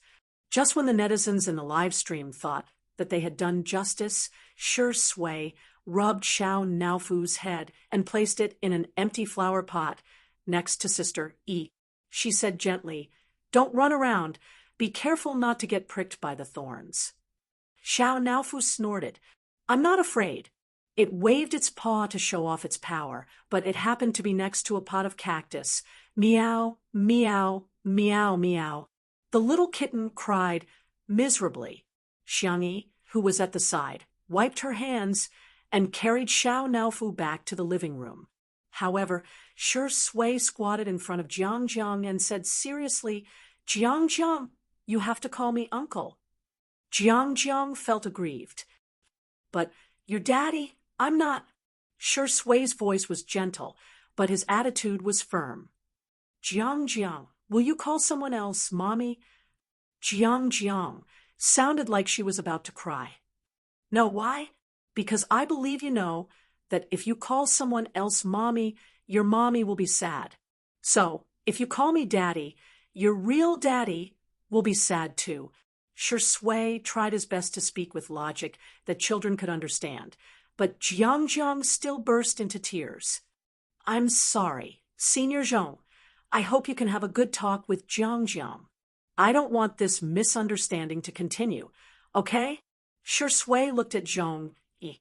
Zhong Yi's lips curled into a bitter smile. Indeed, he hasn't changed. Two contradictory words could appear on Shi Sui at the same time. He was gentle yet cruel. He was really a gentleman most of the time and was polite to everyone. However, in some aspects, he refused to take a step back. She originally had some selfish motives, but now it seemed that Shi Sui would not tolerate it at all. Zhong Yi closed her eyes and made up her mind. "Jiang Jiang, this is Uncle Shi Sui. He's not your father. Your daddy has gone to a faraway place." Jiang Jiang sobbed and asked, "Then will I still be able to see daddy?" "We'll never see him again." Zhong Yi's voice was trembling. Jiang Jiang cried even harder. Zhong Yi comforted her with a soft voice. On the other hand, Shi Sui's gaze remained indifferent. It was as if cold blood was flowing under his handsome appearance. In the live stream, countless viewers felt upset because of Jiang Jiang's tears. The scumbag must die. Sigh, no matter what the adults are like, what did the children do wrong? Jiang Jiang is so pitiful. Zhong Yi is clearly putting on a brave front. "I'm going to vomit. I thought the clock couple was real, but I didn't expect Shi Sui to be so selfish. Not only did they not announce it, but they even forced Jiang Jiang not to call him daddy. She forced Zhong Yi to lie to the child. Shi Sui would probably be drowned by the overwhelming comments if they were converted into spittle." In the living room of the villa, Xiang Yi applied some aloe vera gel on Xiao Naofu and bandaged it simply. Li Jianyu and Wan Qing rushed over in time and gestured for the cameraman to film little Shiji's daily life for a while before telling Xiang Yi to turn off the microphone on her clothes. "Sister, Jiang Jiang is not Shi Sui's daughter." Li Jianyu explained anxiously. Xiang Yi said calmly, "Yes, I know." Li Jianyu heaved a sigh of relief and said, "Sister Yi, you're so smart." Wan Qing was speechless. What kind of man is this? It was obvious from the little girl's expression that she was jealous. Chapter 356. Li Jianyu was still babbling. "Sister Yi, don't worry. There's nothing going on between Mr. Shi and Zhong Yi." Xiang Yi said, "Is that so?" Li Jianyu said they just worked together in a movie because their scenes together were so spectacular. They have a bunch of fans who love them together. Xiang Yi said, "Oh, I see. But most of the couples in the entertainment industry are fake. It's either a publicity stunt or just a figment of the imagination of the fans." Wan Qing covered his mouth and asked with a smile, "How's Xiao Naofu?" "It's all right. It's just a little pricked." Xiang Yi placed it in the kitty villa, but Xiao Naofu refused to sleep and insisted on occupying little Shiji's kennel. It lay flat on the ground with its buttocks sticking out. "Maybe you can talk to Shi Sui," Wan Qing suggested. Xiang Yi said calmly, "You've misunderstood. There's nothing for the two of us to talk about. We just work together on a variety show. Most of the couples in the entertainment industry are fake. The two of us are no exception." Wan Qing coughed, wanting to remind her, that Shui was right behind her. However, Xiangyi was still calmly narrating. We're not a real couple. It doesn't matter to me whether he has a child or not. Me too. She paused, seemingly not trying to convince Wanqing, but trying to hypnotize herself. I'm just a fan of his. The man at the door was tall and slender. He was standing against the light, and his handsome face was hidden in the darkness, making it impossible to tell his emotions. Li Jianyu held his breath, not daring to make a sound. What kind of hell is this? Wanqing hesitated for a few seconds and asked tentatively, So, don't like Shui at all? Li Jianyu's gaze was vivid, as if to say, Sister Wan, are you crazy? In the next second, Xiangyi said in a huff, I don't like her. The figure at the door paused stiffly for a few seconds. A moment later, the man left. Boom. Li Jianyu's heart was about to break. He hadn't even had the chance to witness the untimely beginning, but was he going to witness the untimely end? But Wanqing asked again, You really don't like it? She smiled and said, Zhong Yi and Shui are together now, and they have a child together. The three of them seem to be a good family. Li Jianyu looked at Wanqing in disbelief. Sister Wan, why are you fanning the flames? But he didn't expect something unexpected to happen. The room was silent. Xiangyi didn't answer the question. She just held the cat teaser and seriously teased the air. Li Jianyu was confused. Sister Yi, are you blind? Xiao Naofu is obviously in the kennel. Why are you waving the cat stick at the cat kennel? The corners of Wanqing's lips curled up. There were some things that could be conveyed without words. She walked up and patted Xiangyi on the shoulder. I forgot to tell you something. Today's two mystery guests are related to you. Xiangyi, Before she finished speaking, a kind and warm voice came from the door. Good girl, Tutu, Grandma is here to see you. Xiangyi's eyes, which were originally gloomy, immediately lit up. Grandma, Madame Xiang entered the entrance and yelled, Old man, since you're already here, why are you standing at the door? Xiang Yin's stubborn voice came from outside the door. What do you know? I'm just enjoying the scenery. Madame Xiang covered her mouth and snickered. She whispered to Xiangyi softly, Ignore him. He got up early in the morning and changed into more than 10 sets of clothes in order to attend your show today. I've never seen such a shameless old man. Chapter 357. Xiangyi imagined old Mr. Xiang changing into different sets of clothes, feeling both touched and teary-eyed. She turned her face away to hide the emotions in her eyes. Madame Xiang sensed that Xiangyi was behaving strangely and raised her hand to touch her little head. Her movements were gentle and affectionate as ever. Did you encounter something that made you upset? Tell me about it. It's nothing. You can lie to others, but you can't lie to Grandma. Madame Xiang coaxed. If you have any grievances, feel free to tell me. Grandpa and Grandma are here to support my dear Tutu. Although Xiang Yin was pacing back and forth outside the door, he kept peeking into the living room from time to time. When he saw the door, he barked angrily. Which blind fool bullied you? Xiangyi sniffed and said, It's really nothing. She was not afraid of being wronged. She was afraid that her family would show her concern after she was wronged. Madame Xiang said in displeasure, What are you yelling for? Are you trying to show off your loud voice? Don't scare my dear Tutu. Xiang Yin was speechless. He gritted his teeth and lowered his voice. Have you forgotten what I taught you when you were a child? If you encounter anything, you must tell your family as soon as possible. The Xiang family taught their children from a young age that their family would always be their strongest support. Hence, the children of the Xiang family were known for being united, and the elders were also known for being protective. Xiang Yin once got into a fight with the parents of the naughty child who lifted Xiangyi's skirt in kindergarten. At that time, he said, "If you don't teach your child a lesson today, I'll teach you a lesson," which was regarded as a classic quote. I didn't forget. Xiangyi smiled, not wanting the two elders to worry about her. "Grandpa, Grandma, please take a seat first. I'll go pick some fruits for you." Xiang Yi went out with the bamboo basket. Li Jianyu was used to being carefree, so he went back to work. Wan Qing stayed in the living room for a while and briefly explained what happened just now. She didn't express any subjective emotions and simply stated that Jiang had misunderstood Shi Sui as her father before leaving too. Xiang Yin frowned and said, "This rascal, he's not worthy of my granddaughter at all."